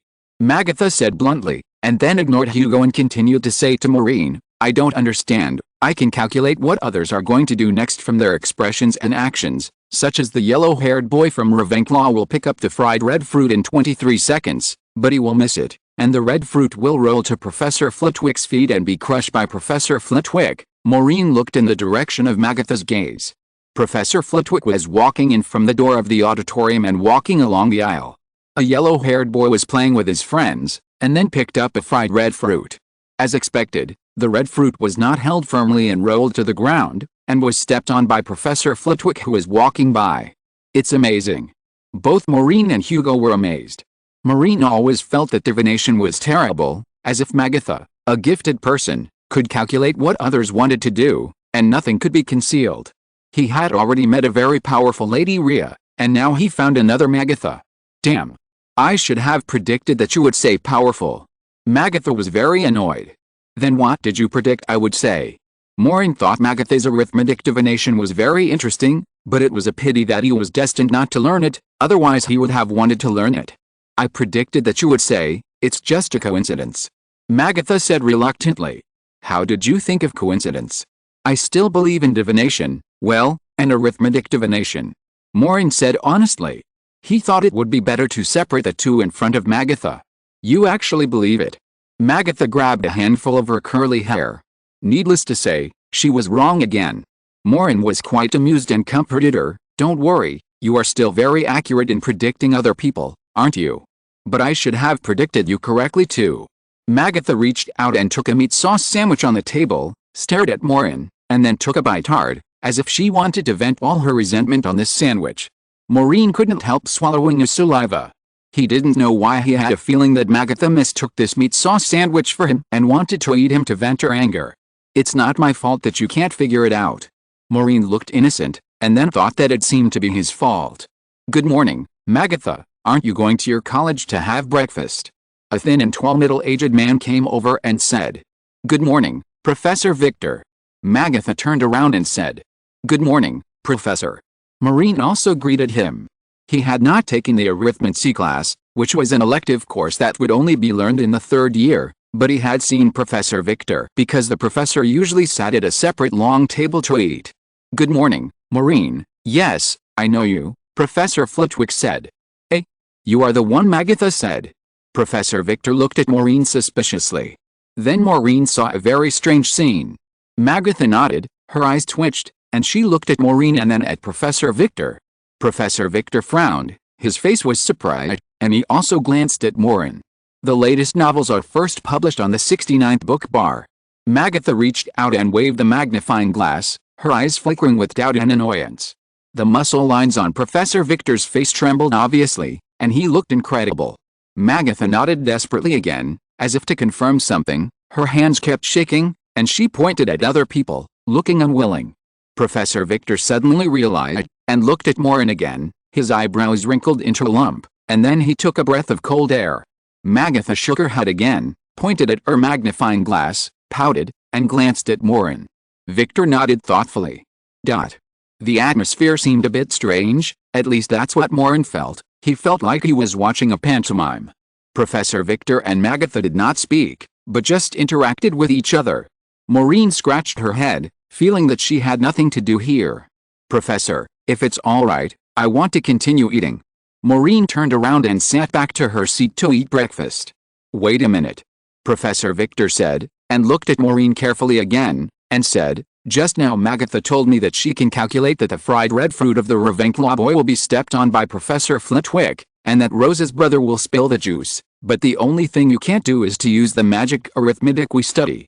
She can't calculate what you will say when you open your mouth for breakfast, whether you should drink milk or eat a sandwich first, she can't calculate. Wait. Maureen interrupted Professor Victor in confusion. Did Magatha tell you all these things just now? Yes. But Professor, you didn't say a word to Magatha just now. You know what she said. Maureen's eyes were very strange. Magatha and Victor winked at each other for a while, and then they knew? Oh, don't take it to heart. Professor Victor smiled. Magatha is the smartest arithmetic fortune teller I have ever met. When I communicate with her, I don't need to speak. I just need to look at her expression and eye movements to know what she wants to say. She only needs to look at my expression to figure out what I am going to say next. She and I have an agreement that we are not allowed to speak more than 10 sentences a day. At most, we can say hello or call out to attract each other's attention. Maureen opened his mouth slightly. The way these arithmetic fortune tellers communicate is a bit weird. Chapter 274. There are always some days in a month. So you two don't talk normally? Just move your eyebrows, roll your eyes, and twitch your nose to know what the other person wants to say. Maureen said in surprise. Yes, it's rare to meet such an outstanding arithmetic divination wizard. None of the students I taught before were as talented as her. This is Magatha's innate talent. Few wizards can do this. Some smart students can only learn logical reasoning in textbooks at most and get full marks in exams, but there are almost no students who want to achieve her level. Professor Victor was very happy and gave Magatha a thumbs up in approval. It's really convenient to communicate with her. Convenient as hell. Maureen couldn't help but complain in his heart. He could obviously speak, but he had to be dumb and make faces with the other party to convey his meaning. Wouldn't he laugh?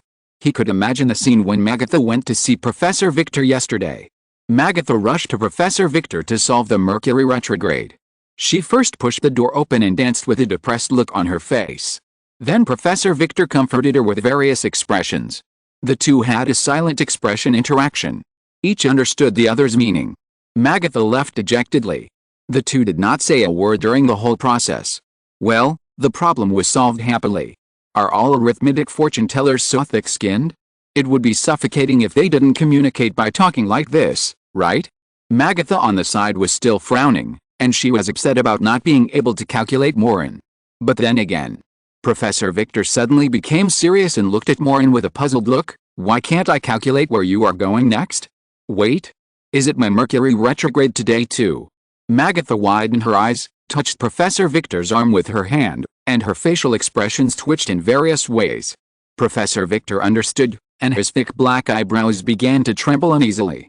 Then he suddenly turned around and hurriedly left the auditorium with Magatha, not even eating breakfast. Hey, what were you talking about just now? Can you explain it? What are you going to do? Maureen couldn't help but say from behind. But Magatha and Professor Victor had already walked away, and they kept jogging, looking like they couldn't wait to do something. What is Mercury retrograde? Hugo asked incoherently while biting a sandwich.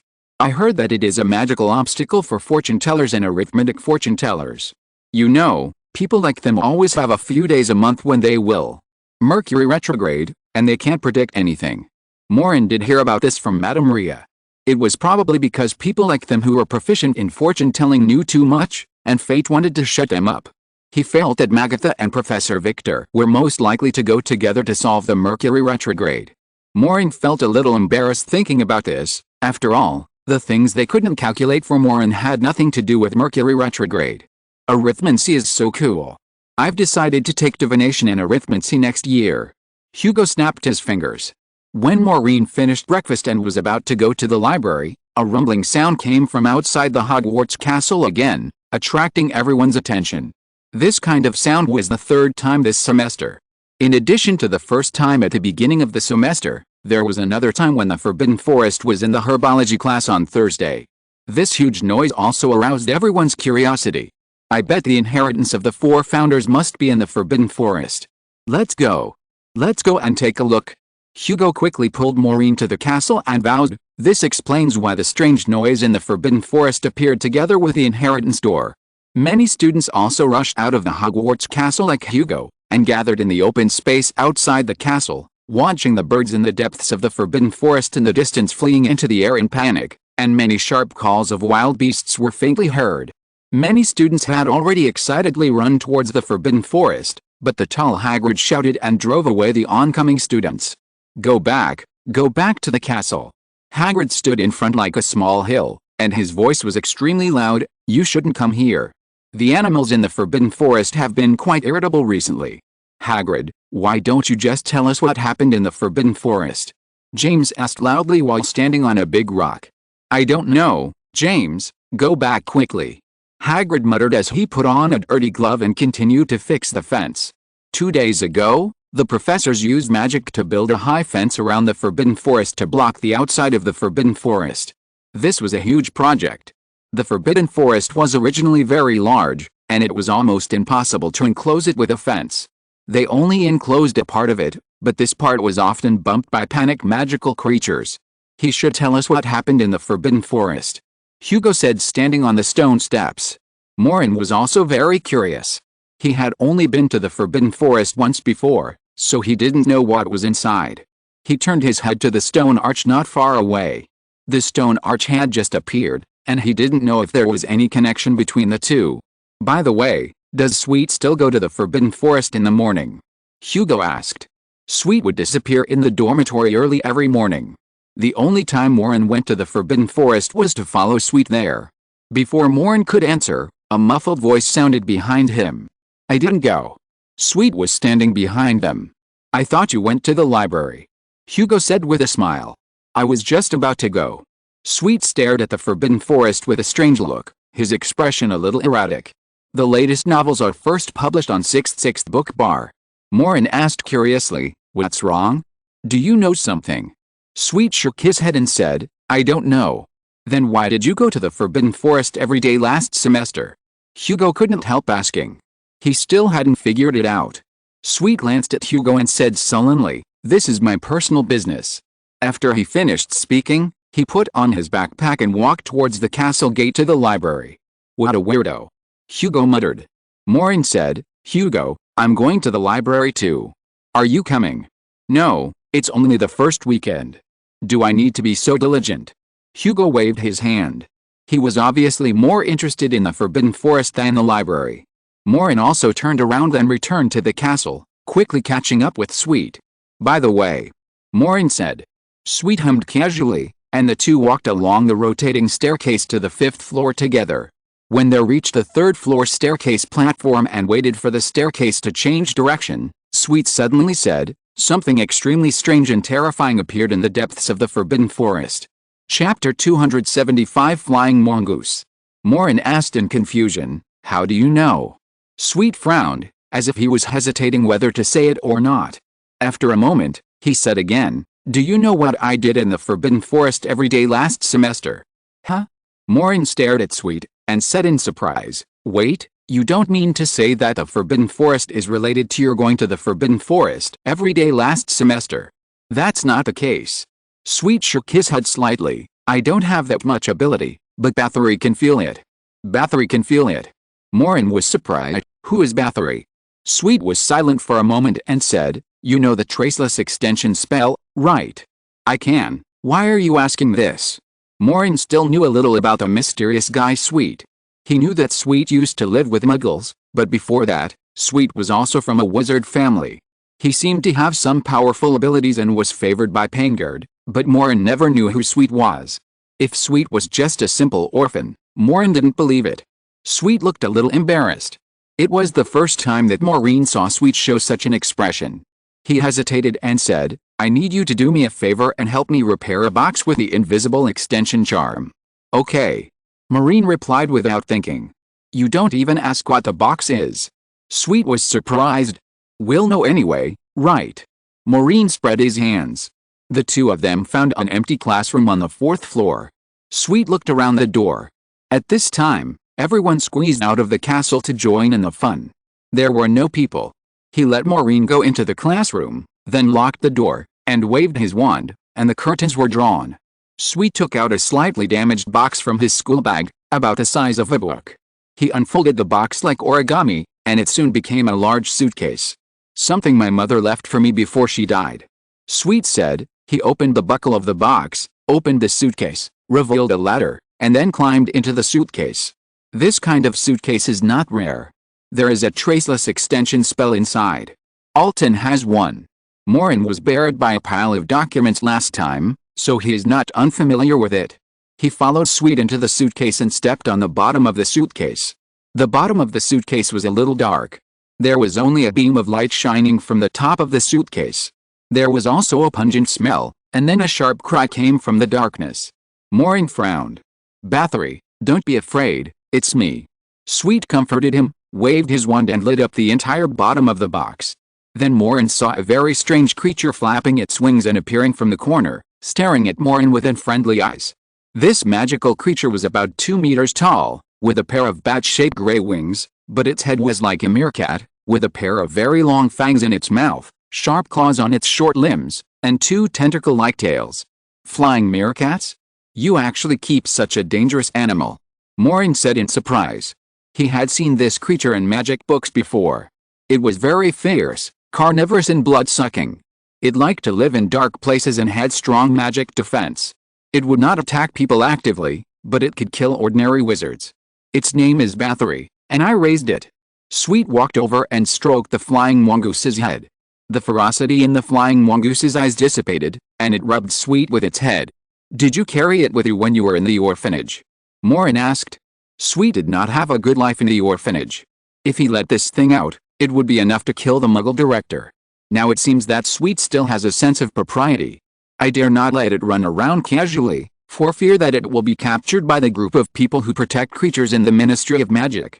People in the Ministry of Magic are never reliable. Sweet frowned. He did not like the style of the Ministry of Magic because his sister in the orphanage was still in a coma. But he felt that it was unnecessary to say this, so he returned to the topic of the flying mongoose. Batley has been hungry for a summer vacation and likes to eat raw meat. I can't provide it with anything, so I can only catch a few mice for it at night. Maureen nodded slightly. He glanced at Toy, who was sleeping in his pocket, thinking that his little guy was not picky about food, docile, and easy to raise. It's not a wise choice to keep it in a suitcase. This place is not suitable for such a bird of prey. Maureen reminded. I know. I kept it in the Forbidden Forest last semester and let it go deep into the Forbidden Forest to catch food. Sweet said sullenly.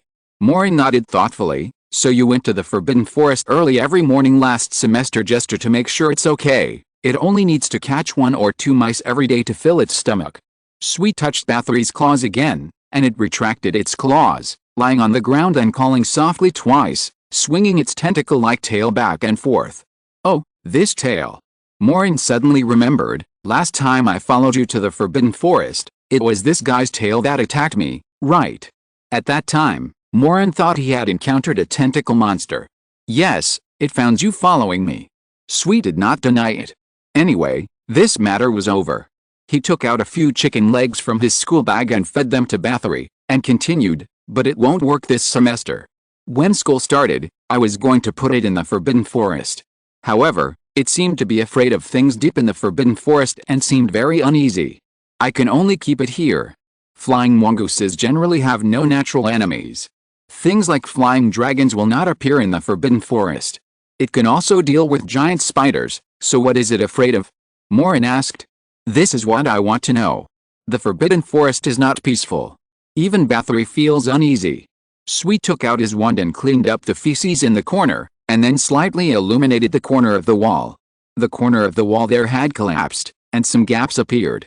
The space formed by magic was slowly collapsing. The latest novels are first published on the 69th book bar. This suitcase is very old, and the traceless extension spell is about to fail. I am not proficient in this spell. Can you help me? Sweet asked. Maureen walked over and stretched out his wand, waving it at the corner.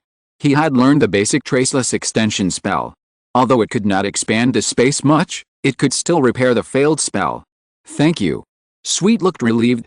If the box was broken, he would not be able to keep the flying mongoose. No, it's not a big problem. Maureen glanced at Bathory and said, then are you going to keep it here for the next semester? It used to stay here. I used to take it out for a walk at night secretly. It still prefers wide places. Sweet said. Then you have to be careful and don't let anyone find out. Maureen reminded, schools don't allow such ferocious creatures. I understand, you can ask. Sweet hesitated. I won't tell anyone, don't worry. Maureen knew what Sweet was going to say. Anyway, he was not a law-abiding person, and he would not ask others to follow the rules. Thank you.